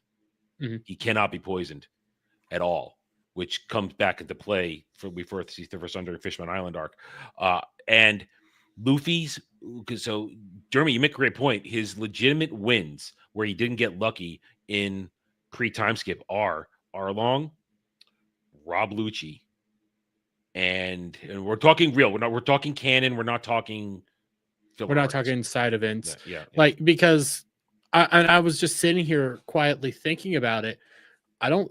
Outside of that, because after Thriller Bark, you go into essentially the archipelago, get your ass handed to you. I guess you can't even say over on Amazon Lily that he didn't get lucky because Boa Hancock could have beat his ass. She knows hockey. She has combat. Boa Hancock's a serious player. The only reason he was able to beat her sisters was because his Conqueror's hockey kicked in at that point. Yeah.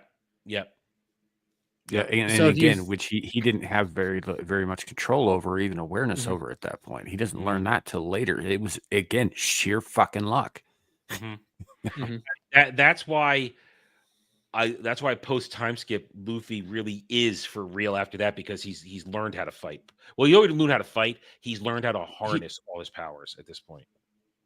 at post time skip Luffy is like the superior Luffy. He's figured Oh, everything out. He knows what he needs to do in a combat situation. He's actually, and then you combine like his cleverness. He's actually like capable, and he wins his fights legitimately. oh yeah. Where pre time skip Luffy, yeah, there's only 2 like legitimate fights. Well, Yep. that's why I'm not And now, mad now at the time skip. A lot of people would be mad Mhm. at something like that, but I'm like, no, well, Luffy recognized we are fucked. We have gotten by the that skin was of our that. teeth so far. We have He to do says, something to change "Run that. away." I mean, I hated that Yeah. we've gone beyond what I said the limits are, but we have to make this point about Luffy. He says, "Run away. We're not strong enough. Mhm. We're going to be destroyed at this point." And And it's if you, I this is just about Luffy, like who he is. He recognizes when they're fucking fucked. Mhm. Like he can recognize that, which is great to who he is, and he kind of needed to lose at Marineford. That needed to happen. Oh, he needed to break. Yeah. Well, again, we need to Mm-hmm. save that for another. Yeah, because here's the thing: East Blue to Alabasta is great, but the best stuff starts happening after Alabasta.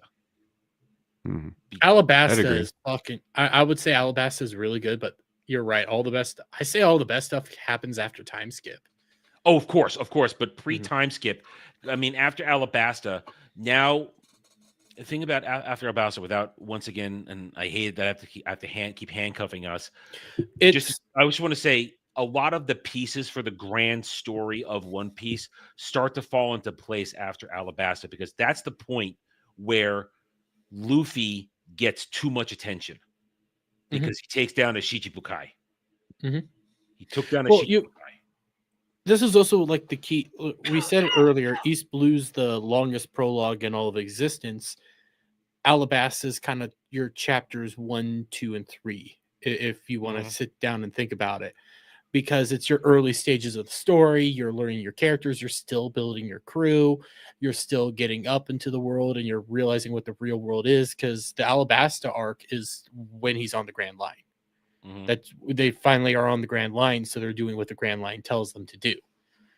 So Mhm. if you start thinking of it that way, that's why like the later stuff gets better and better, because you're still in the early stages. You're like 100 some episodes in, but you haven't even Yeah. scratched the surface. Yeah. I mean, it's not And then like until I and mean, then like whether there's so many callbacks later on in the uh thing, like they acknowledge so much. That's why Oda is a good storyteller. and whether you like it or not, Skypiea starts opening up all the lore doors. Mhm. That Roger was up there, that he wrote that stuff in the Poneglyph language on the bell, and all that stuff, and what's the meaning of the void? You're hearing about the weapons. Well, you start hearing about the weapons in Alabasta, but the pieces are starting to emerge, and you Mhm. realize that Oda's putting together a very large puzzle for us to Well, watch him piece together for us. to this point of like how One Piece works, you don't really learn about Roger until Wano. You're right. Well, you learn yes and no. You get more Roger when Rayleigh appears, because then you get a little bit that's when the stuff about On Roger the starts. Archipelago, yeah. Yeah, when you get to Well, Rayleigh, so that I would say that starts, but you don't really get it you've till Wano. gotten piecemeal stuff. I mean, Yeah, you got once pieces here or there. I'm just gonna say, do you understand the revelation? What it was like to be reading the manga and discover the origin of the Straw Hat? Do you understand what that was like when it was revealed that the Straw Hat originated with Roger? See, I didn't know that. I thought that I thought Rayleigh revealed that early on already. My bad. No, Mm-mm. No. it's I don't even think Sorry. it's mentioned in Wano. So I'm No, not it's not gonna lie. Wano. It's long before Wano. It gets mentioned long before Wano. I'm pretty sure it's I not thought it even was Wano. Dressrosa. I thought it was around the Dressrosa. I mean, They had no, so no, they've no. been I where I'm at in Dressrosa is they are on their way to challenge Doflamingo's family with the short little fuckers with the fuzzy tails right now. They- I haven't gotten any further than that. Some people are still in the Coliseum fighting, including Luffy and all those guys, and Well, I thought they're doing Block D right now and all that stuff. no, So no, that's as see, far as I am. I thought that had been dropped during the beginning of the arc. I guess I forgot because when Rayleigh's learning No. that everybody's coming back, I thought that little flashback So, had already happened. I'm sorry. When you No, they actually, have revealed that both Buggy and Red Hair Shanks. fucking Red Hair Shanks. were like Yeah. the Shanks were young So- members of Gold Roger's crew, but that they didn't say specifically that that's where Shanks got the hat. I'm using my memory here, and I might be getting it wrong. I don't think they confirmed that the Straw Hat was Gold Rogers until Wano when they're doing the backstory. And I think Gold Rogers. No, it's a specifically tells Red Hair. Rayleigh flashback. It's a I could've Rayleigh swore it was- flashback. No, it's not Wano. It's a Rayleigh flashback. You know That's what? why Actually, I thought- think you're right. I think you're It's right. a Rayleigh I think I just flashback, kind 'cause of glossed over that. Yeah. you gloss. No, it's a Rayleigh flashback where Rayleigh's having a memory when he was first starting out, and Roger comes to him and says, "Hey, you're cool. Join my crew. I want you to join me right now." Yeah. And it's Roger standing there wearing the hat, and it's a Rayleigh flashback. It had to be at the beginning of the time skip. No, That's I why think I you're didn't right. feel- I think Okay. I did see that. Yeah, I just Okay, don't yeah. remember where I saw that at exactly. I just, Yeah. but I do remember seeing that now that you mention it. But no, Yeah. it was this a little detail that I don't know. I didn't remember. You know might what? be right. You know why? I'm You know looking it why? up, Because because they used it in the opening animation for the Marine Ford arc, which you're past. So God, I don't watch the opening animations at all. well, but I'm saying there's that's Skip how I that know. shit. But no, but that's how I'm saying. That's how I'm saying. I know I didn't spoil it because you're past that, and that's when they started putting it in. There was a particular sequence at one point where they showed the descending, the passing of the hat from Roger thanks to Luffy. Hmm. So You I didn't don't- spoil anything for You're Samuel. you're right. You're right. Of course I'm Because right. Yeah. I was looking it up. It's the very first flashback that you see from we just said his name. I want Rayleigh. to say Rayleigh? yeah, from Rayleigh. Rayleigh's first flashback is the one that establishes it. Yeah. So, but to understand that revelation in terms of Roger's backstory, that's one of we'd already been getting tidbits here and there, but suddenly to learn in that moment that the hat is Roger's and that it's made its way through 3 generations of pirates to Luffy. And that hat has meaning to it. So to your point about bringing up Roger's backstory, by the time you get to Wano, you've got it all. Except for, of course, what he learned on Raftel. Raftel, I don't know what to call it. They keep changing it. I don't know if it's R or L. I don't know. Well, there's no L sound in Japanese, so it's probably I know. R. Well, they keep calling it Raftel. I liked Raftel when I first found out about it. So they keep calling it Raftel. I know this is slightly off topic, but I've been I like to watch Shoei Kendo, the Japanese YouTuber that talks a lot about Assassin's Creed Shadows. Mhm. And I was watching him the other day, and he was coming up with a word that should have a L, is one of the sounds that we can say, and he says it the way a stereotypical Asian would, and I had to laugh a little bit because it's like it's true. It's fucking true. I but always now look at that scene from Lethal Weapon 4 where the old guy's like, "It's flied lice, you click." Lick. Uncle Benny. Yeah. Sorry. No, it's fine. It's fine. All right, I got to rein us back. We went way beyond where we're supposed to, but it's gonna happen, and we have to allow. This is the beauty of One Piece. We can go so far, and then we accidentally we screw up because I almost spoiled something earlier. I know. I'm almost spoiled a couple of things for Samuel. I had to pull myself back. I didn't spoil Yamato because Yamato was all over the place, and I'm sure Samuel's seen the Yamato nonsense online. I saw a bunch of the fucking Twitter drama about that character too. So that's not well before I spoiling. started even watching the show. So yeah, so it's that you've known of Yamato's existence and what she means and all that. Point is, I've had to censor myself a couple times tonight so that I didn't spoil anything post or even current Dressrosa from where Samuel is. But right, Jeremy, is there anything specific you want to jump into right now? Well, because Anything we're coming up on specific? 2 hours. I kind of want to wrap it up. Even though it's been great, it's been very I get decentralized the way we've been going it's about been this. So it's been very decentralized. Yeah, I would say like my favorite part in the early like all this early stuff where Mhm. One Piece to the Alabasta arc, it's the battle between Luffy and Croc, because I like Croc as a character. And yeah, you don't get a whole lot of him early on. You start building more up about him later on, but I do like this idea of this big old mob boss around in a world of pirates. I find it fascinating, and I like the fights there. Although I do agree with you guys, Arlong's battle is probably the more enjoyable one and the more realistic one. There's something just about the crocodile fight that's amazing to me. Well, there was a great buildup for it. I mean, let's be honest. Arlong, Luffy, it just happens. Luffy, they barge in, fight ensues, and it's right there. Luffy has to essentially climb the mountain to get the crocodile. I have another thing we haven't even touched on. Okay, go ahead. Sanji as a character. Oh wow, yeah. You know, we haven't gone into too many other Straw Hats. We went off on a major Luffy arc there. Sanji. If you think about it, Zoro as a character, we kind of touched on a little bit because he's kind of tough. He loses his direction early on, but we haven't even discussed Sanji at all. No, yeah, literally, we have not. Listen, I love Sanji. I think Sanji's great. I think he is a perfect example of the noble knight who is a horny son of a bitch. Yes. And I liked him a lot more before the fucking time skip. After that, he's just become fucking annoying as shit. But prior to that, yeah, he was great. Yeah, the whole post time skip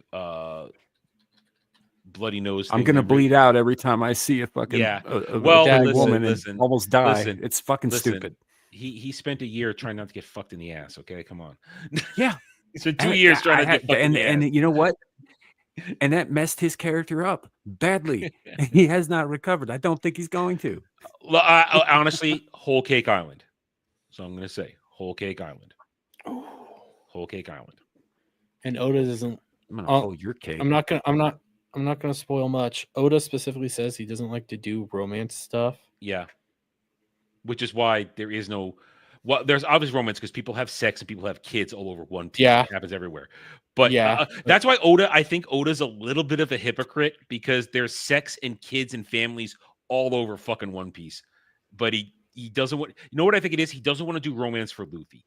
That's what it is. He'll do it for everybody else. He doesn't want to do it for Luffy. Oh, he doesn't like doing it, but motherfucker, he can do it. Jesus Christ. Yeah, Whole Cake Island, Whole Cake Island. Sanji's. I think you're gonna get. I think you'll find some redemption for Whole Cake Island for Sanji on Whole Cake Island, Samuel. What I'll also say is I hope so. Skypiea was too long. Whole Cake Island is fucking long, but it's kind of worth it long. Oh, it's worth. Well, you're into the meat of the new world right there. Literally, and you're facing off against certain factions that have been alluded to since Fishman Island by then. So it's good stuff. But Sanji, go ahead. No, go ahead. Going back to Sanji and to the East Blue arc, I think like I could tangentially probably my favorite character of the East Blue arc up until probably Arlong Park. I really like Buggy a lot, by the way. I think Buggy's a fucking fantastic character, but I think that even though his time in the show is actually quite limited, Red Leg Zeph is the GOAT. He ate his own leg. He ate his leg to save the kid's life. He ate his own leg. Remember that. Right. I'm just saying you're coming close to Whole Cake Island. Just remember. Well, he's still got to go through Zoe. Zoe is a bore. I'm just saying in East Blue, I think that Zeph is probably one of the best of the backstory characters. Sanji doesn't become who Sanji is. Sanji doesn't live to become who Sanji is, who is the person who feeds them and gets them through a lot of fucking shit, right? Without Zeph's sacrifice. Well, that's also kind of why I brought up Sanji, because when you sit down and think about Sanji's whole character in East Blue, you don't get him to like a 3/4 of the way. He's number. But he's number. He's number 3. 5. No, 5.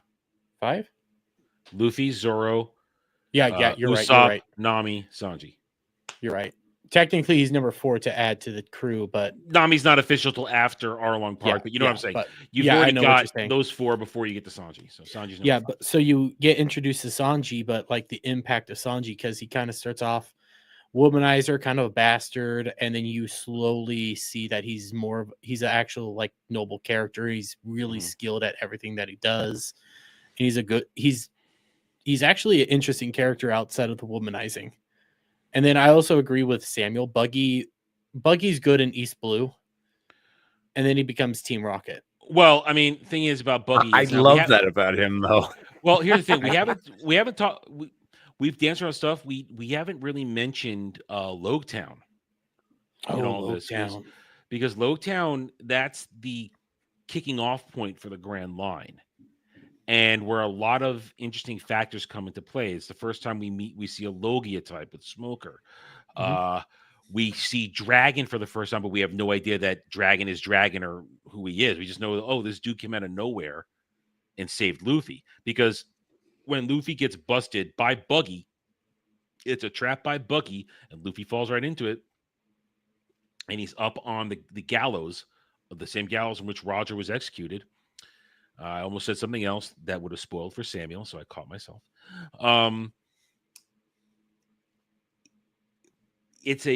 That whole moment, Luffy, first of all, I still say that's where season 1 should have ended. Luffy smiling. Well, I guess I'm done. It should have ended there. That should have been the cliffhanger for season 1. But in that moment, and you don't know it until you know it later on, when that storm rolls in, that's Dragon. And I mean, to this day, we don't know what Dragon's devil fruit is. I say he's a storm man. That's what I'm saying. I've always that because maybe it's been revealed recently in the chapters because it's been in several. It's been I haven't read since they got to Elbaf. I have not read that, so I don't know if there's been. I know there's been some spoiled for a while, but last I knew, no, they have not revealed anything about Dragon has been seen lately because there was a whole certain character. Once again, I can't spoil it for Samuel. Telling Dragon what happened in Marijois, but we still don't know Dragon's abilities, even though there is more. I know there's been a lot of Shanks backstory revealed lately, but I don't know what it is yet. But nobody knows what Shanks' devil fruit power is. We've seen him behave with lightning, but Enel's the lightning man. Or Eneru. Sorry, Eneru's the lightning man. So he can't be a lightning man. So that's what I'm saying. I think Dragon's devil fruit is the storm fruit. That's what I think. Controlling wind and lightning and that kind of stuff. Because when he comes in, the green lightning, it's how he's able to grab Smoker, stop him from killing Luffy. And also, he's the one that destroys the gallows. So there's so many that little moments that would like make sense too, because what is smoke but essentially a cloud? And then there's the fact that it's one of the in Logetown, it's where Zoro gets one of his first special swords, aside from his main one. And then we start learning about that there are special katanas in the world. Well, if you think about Logetown's the episode that establishes everybody's dreams. If you start thinking about it, it starts going through like what are going to be some of their goals, what are they going to be doing.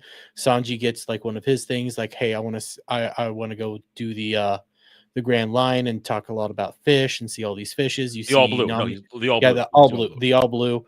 You have Nami wanting to make that map. You have Sanji wanting to become the world's greatest sniper.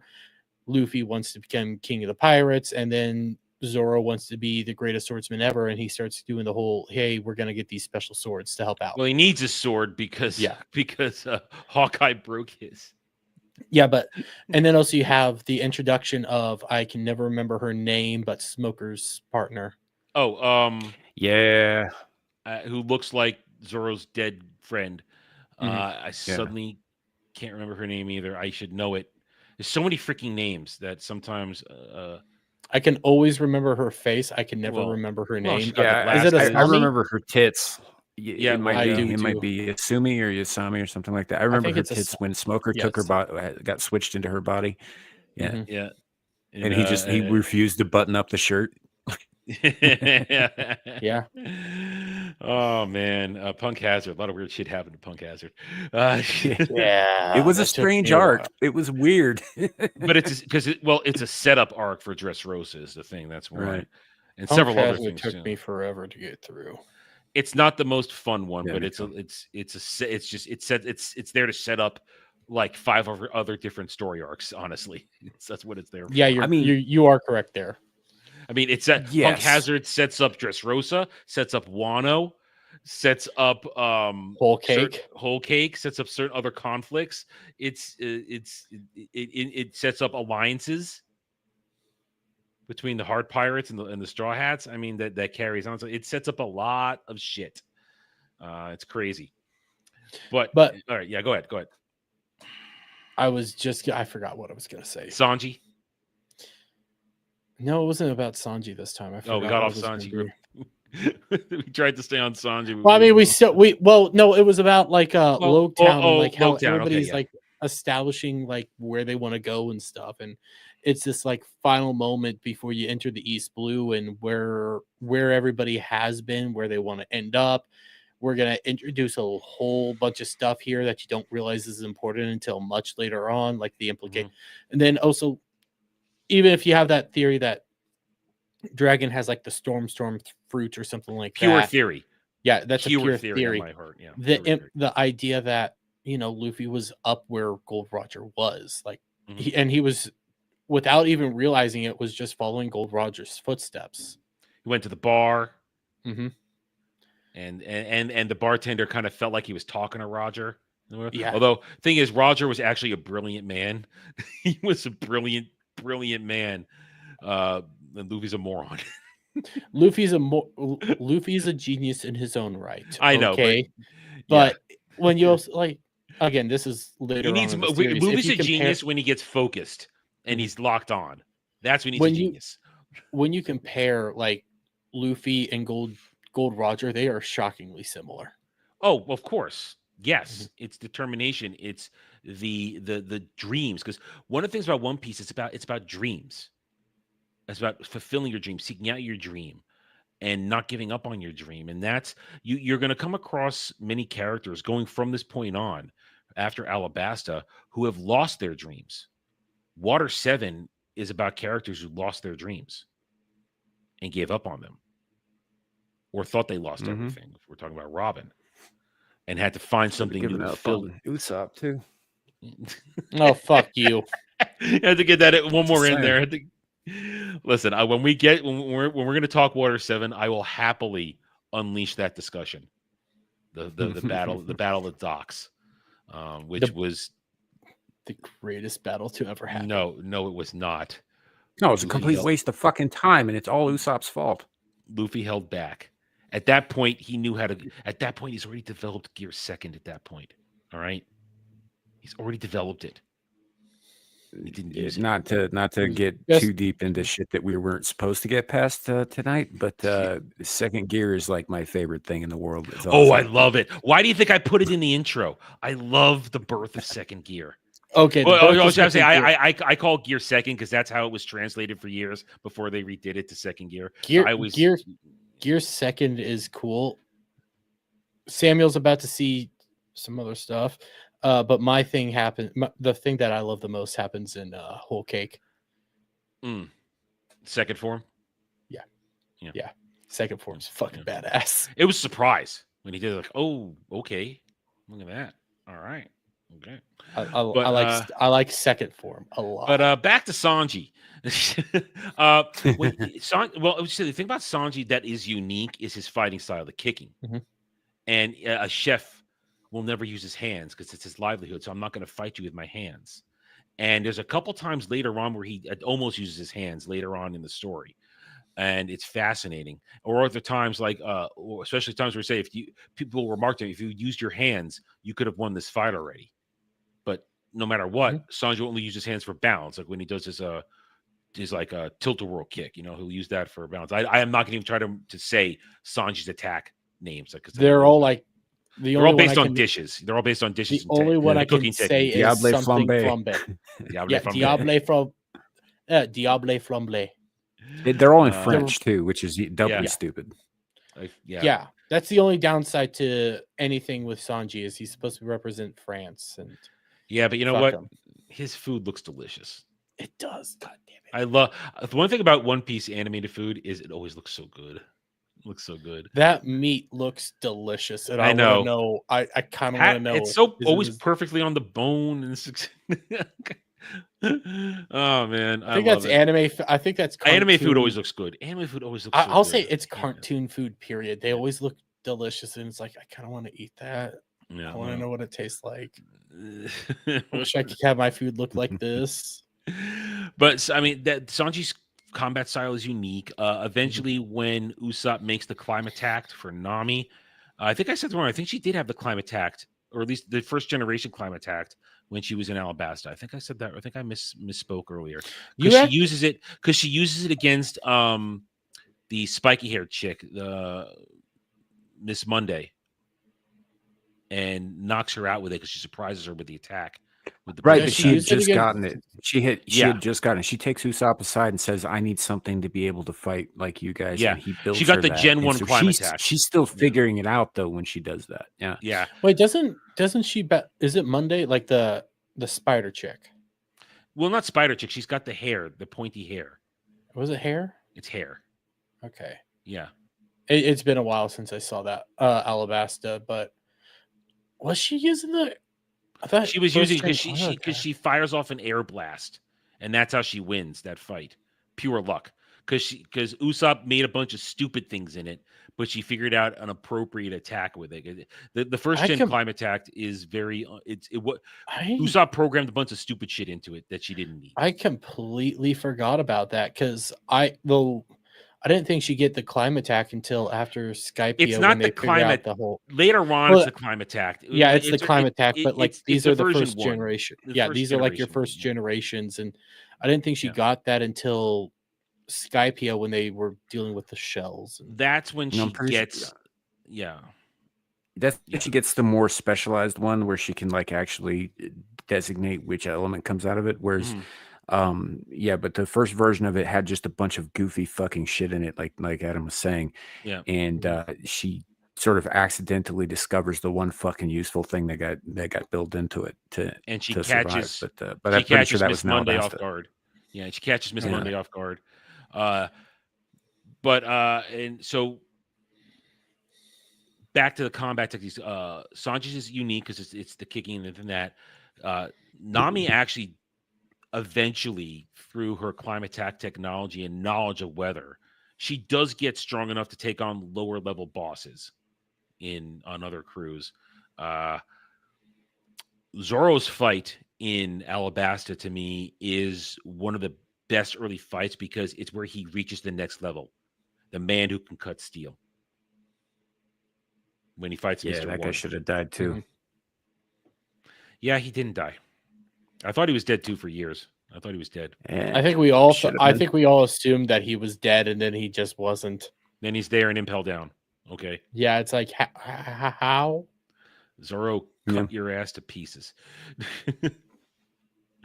There's a bunch of people that should be dead that aren't dead. Yeah. And we should reevaluate some of these things. Yeah, like Usopp. I'm kidding. Fuck you. That was too easy. I had to do it. How about in I can't even remember his name. Inaru. Let's make sure he's dead. He flew to the moon. He can't. I don't have a body. I don't have a body. I need a body. I need to see his head on a goddamn pike. Well, here's the thing. Because I first watched it with a very bad translation, I didn't understand he was going to the moon. That's where he was going. I don't even think they said it in it. Did they say it in Yeah, anime? it make it clear. His final shot is him flying on his airship to the moon. He's trying to get to the moon. That fucker needs to be dead. That fucker, if he comes back alive, I'm gonna be pissed. I hate his earlobes. They drive me crazy. Like, Yeah, it's a Buddhist I know thing. this. I know this is jumping ahead. When Inaru and NLL, whatever, when he was introduced, I fucking loved him because he was badass. He was intimidating. He was powerful, and was like, "How are you going to beat him?" And then it just kept going on to the point where, And he's just another arrogant Logia who has never been He's hasn't been another- touched in years. yeah, he's another arrogant Logia. I hate you all. Let this shit finally end. Luffy's beat you up like 5 different times now. Just fucking die and let it be over with. Nope, you still have to have one final line. I'm done. I'm done. Move on. I hate it. All right. Once again, I hope everybody's been enjoying this. Hit those like buttons if you have. Leave comments when we're done if you liked what we said. And I promise next time the panel will be expanded. We'll have more because we'll have more to talk about. I don't know when we're going to do this again. We'll have to think about it. Maybe we'll do it biannually, like Twice a year. Twice a year. Twice a year. I think that seems. Well, isn't fair. that biannually? That's I what he just said said. biannually. I just said that. Yeah, but that biannually is twice a year. Yes, that's what I just said. Shut up. I said you want to do this biannually, twice a year. And Yes. that's what I just said. Like, No, you said biannually. I said twice a year, and then you said twice a year. yes, because I was I said responding twice a to year your. before you said twice a year. Because I was Fuck off. responding. No, not quarterly, Legatus, because then that's going to remove Dermy and my game about choosing our thing. Because we need to have separation. Like maybe we'll come back. Which I don't even remember who's supposed It's to your choose turn. It's what. your turn. Is it It's my your turn. turn? It's your turn to choose, and I suggested. You Okay. want to take a few minutes, think of something? I mean, Excel Saga. No. Wait, it's my turn to choose the 3. Yes, you're going to Okay. choose the 3. It's my turn to. It's my turn to play the game because I chose. I did heavy object. Steel Angel last Kurumi? No. No, no. The whole reason, like, Right. I was paused there. Like, why do I need a pause? Why do I need a Ranma, need one to half. pick. No. I had it all mixed up. Let me think. Anyway, yeah, because we're gonna wrap it up. We're 2 hours in. Katochi? No, I'm- stop throwing out creepy ones. I mean, there's a chance you get a creepy one. Well, Elfin Lead. Never seen Elfin Lead, and I know I don't want to lie. I want like that one, but it point. takes some work. I don't want to do retro. Let's not do retro.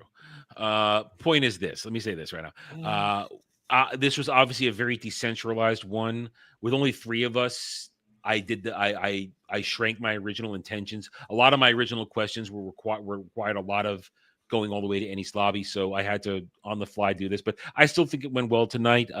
We covered a lot of interesting things. That we had a lot of interaction with the chat. We do love you guys in the chat. You are free to always fight with us. It's perfectly fine. We love you for it. But Sammy, you want to throw out some final thoughts on East Blue to Alabasta? So East Blue, like we said, was probably this, could be summed up as like the longest prologue in the universe. And I think a lot of it was really good and really worthwhile, but there was a lot of, it's one of the things one of the reasons I don't like a lot of anime, particularly shonen anime, is that it tends to drag things out beyond reason. Mm-hmm. Like Dragon Ball Z, for example, it takes the 5-minute 18 fight. The episodes to curl your 5-minute fist fight. for one fucking punch, right? It's so stupid, and I hate the original 5-minute fight between Namek's gonna blow up in 5 minutes, and 20 episodes later, it's still going on.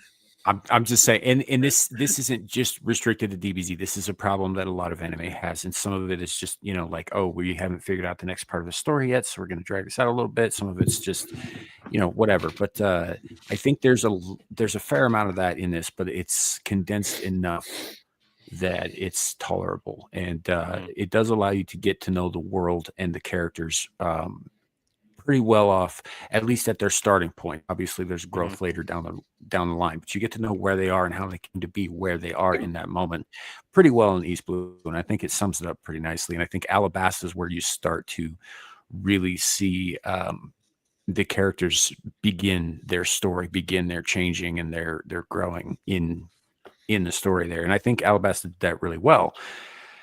I liked most of Alabasta. The end of it was a little disappointing. There were some people who should have died who didn't. But whatever.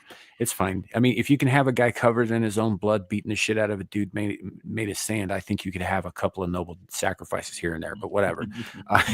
you know. So, but I liked it. It got me into it. There were obviously, I think, better arcs down the road than Definitely, the East Blue definitely. stuff.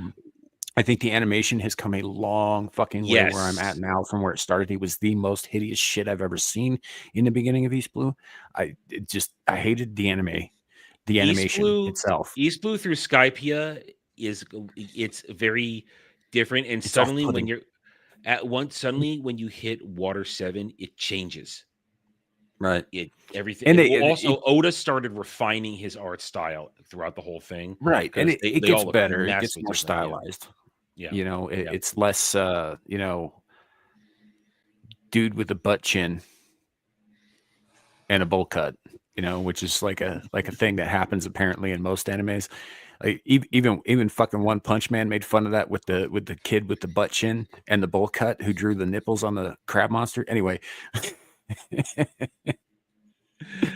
So I liked it. I think it's a good starting point for the series. Mm-hmm. And I specifically didn't talk much about the world building because East Blue to Alabasta, the world still feels small because we haven't expanded beyond. And once you get past Alabasta, the world starts to go larger and larger, and you learn more about everything. And next time I want to talk about world building. And next time, since we'll be past Alabasta, I want to bring up the topic of power scaling and how One Piece handles it. And I think we've already touched on a little bit. I think One Piece is one of the better shonen shows of dealing with the power scaling problem and how to legitimize it. Jeremy, any final thoughts, or you just want to jump right to the game? Final thoughts is One Piece from East Blue to the end of Alabasta is your prologue, and you're essentially up to chapter 3. It's slow in some parts, but it opens up a world as time goes on. East Blue is probably the slowest one because you're jumping from island to island to island. You don't really feel like you have a goal until you get to Loketown, and then you start rapidly moving on. And after Alabasta, it just keeps ramping up and getting bigger and bigger and bigger to this point where I'm at. There's all sorts of crazy shit, and you always have to go back, and you always start remembering this all started off because a boy was found in a barrel. Mm-hmm. And the thing is, you make a great point, and as we'll expand on as we go further in these types of shows, the larger stories don't become apparent right away. And talking about Alabasta, that's the first one you get a real major arc that had been building for several smaller arcs. And once you get past that, suddenly these arcs become bigger and grander, and you're getting more moving parts, and you're getting things. What you're going to see happening now, once you get outside Alabasta, suddenly you'll have moments in the series where you're going to jump to a completely different place in the world and see what other parties are doing, other major figures are doing, and realize, okay, to my point before, the world is growing. There's a lot more going on than we know. A lot more that we ever expected to have happen than just some kids going out to sea to be pirates. For one of them to be Pirate King. Either way, I've pretty much said my final thoughts. Have been through this. So, Dermy, what are my choices? Okay, follow me here. Okay, one. You got a fantasy adventure, a newer one. This is like newer, came out, I want to say last year. Harry Potter is how I'm going to describe it. We're still on the first one? No, first one is going to be fantasy adventure. Can you give me something else? I can't make that could be anything. Fantasy adventure that's lighthearted and fun. Okay. All right. Okay. All right. Okay. Your second one is Harry Potter with a crazy twist.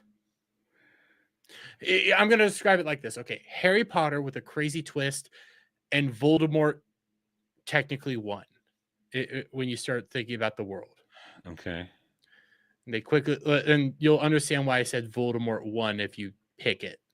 Yeah, Okay. I'm trying to figure out if episode 1. See, I'm trying to figure out if I've seen these or not by these descriptions. But okay, well, first one, no way I'm going to figure out what that is because there's like next to nothing to go on. But all right, third one. It's a torture porn set in a prison. Is Cynthia Rothrock in it? No. Well, I don't think I'm going to take the third one because I don't like anything torture porn, and I kind of think I might. I know mean, what you it is. said you like this one is. I have. Mm-hmm. Oh,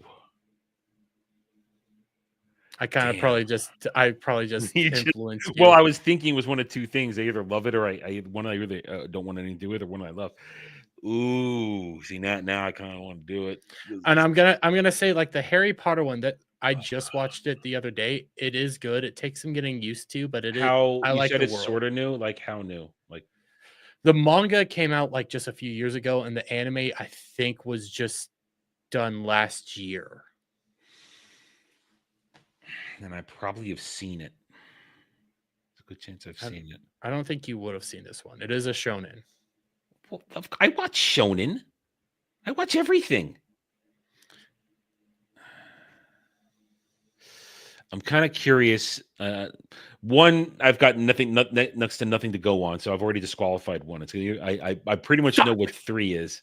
Yeah, now I know which one that was. You were trying to sucker me with it again. Yes, I was trying to sucker you with it because it's like if I tell you any more, you're gonna say no. And that's why I bet it's the one he's gonna sucker me with. So I'm not gonna do it. I'm kind of interested to what 2 is right now because I know exactly what 3 is, and while I want to do it, it'd be one of those ones where say, "Hey, we're done now. Go read the manga." So let's go with 2. Let's go with 2. I'm going to make sure I have the correct name. Okay. It's called Michelle, Magic, and Muscle. I'm probably butchering the name of it. Can I have a page? Can I see it? Yeah, I do actually have a picture. I have a picture. Right. This is the here, let me pull it up actually in IMDb. Okay. This way we can make sure we have anime list. Like that's usually got. Well, no, I'm trying to. Oh. I have it just for the picture. So okay. I'm gonna give you the concept. No, I have not seen this. Okay, no, I have not. So it takes some getting used to, but the concept is this is a world filled with magic users, and if you don't have magic, they kill you. And the main they say that in episode 1, so it's not a big spoiler. Okay. And the main character has no magic powers. Oh, it's one of those things. Okay. But the difference is bro's jacked to shit, so it has like elements of One Punch Man. And he has to go through the world punching everything. And it's actually kind of fun. Okay. I was not expecting to like Star. Yeah, I was not expecting to like it as much as I have been. And it does some good world building. I have my criticism. How many episodes are we talking about here? 12. 12? Okay. Yeah, I can do that. It's super fast. All right. So let's see. Let's check the calendar. So looks like Steve's mad at me. I don't care. That's a you problem. So looks like we're coming back here on February 27th. And I'll tell you what the third option was. Dead Man Wonderland. Dead Man Wonderland. Yes, Dead Man Wonderland. Yeah, I knew it was Dead Man Wonderland. You gave it away when. Yeah, I gave it. You were wanting. You were like. I know. No, I listen. It was either going to be. Either you were going to make me torture me, make me watch Prison School, which I would never choose to do because fuck that show. I haven't even watched that one. So. That one's fucked up. I watched like an episode. I was like, oh fuck this, I'm not watching. I don't care if the chick has giant tits. I'm not watching this. Or I thought, oh, Prison. No, it's Dead Man Wonderland. And the first one was Delicious Dungeon, wasn't it? Yeah. I'm gonna get you to do that one eventually. I sniff you out on that every goddamn time. Yeah, and it pisses me off. I'm gonna get you to do it. It is a goal of mine now. Is to figure it out. There's only one way I think you're going to make it happen, and we'll introduce that at a later time. Anyway, all right, so we are going to wrap it up here. Thank you, Samuel, for joining us. I know you took time off to do it. And thank you, everybody in the chat. We hope you guys had a good time watching live or on the replay. If you had a good time, remember, please hit those like buttons, leave comments, subscribe to the channels. We appreciate each and every one of you. We don't get to do this without you guys. And we will see you on the next live stream. So until then, good night, everybody. Take it easy. Have a good night or day wherever you may be. Bye.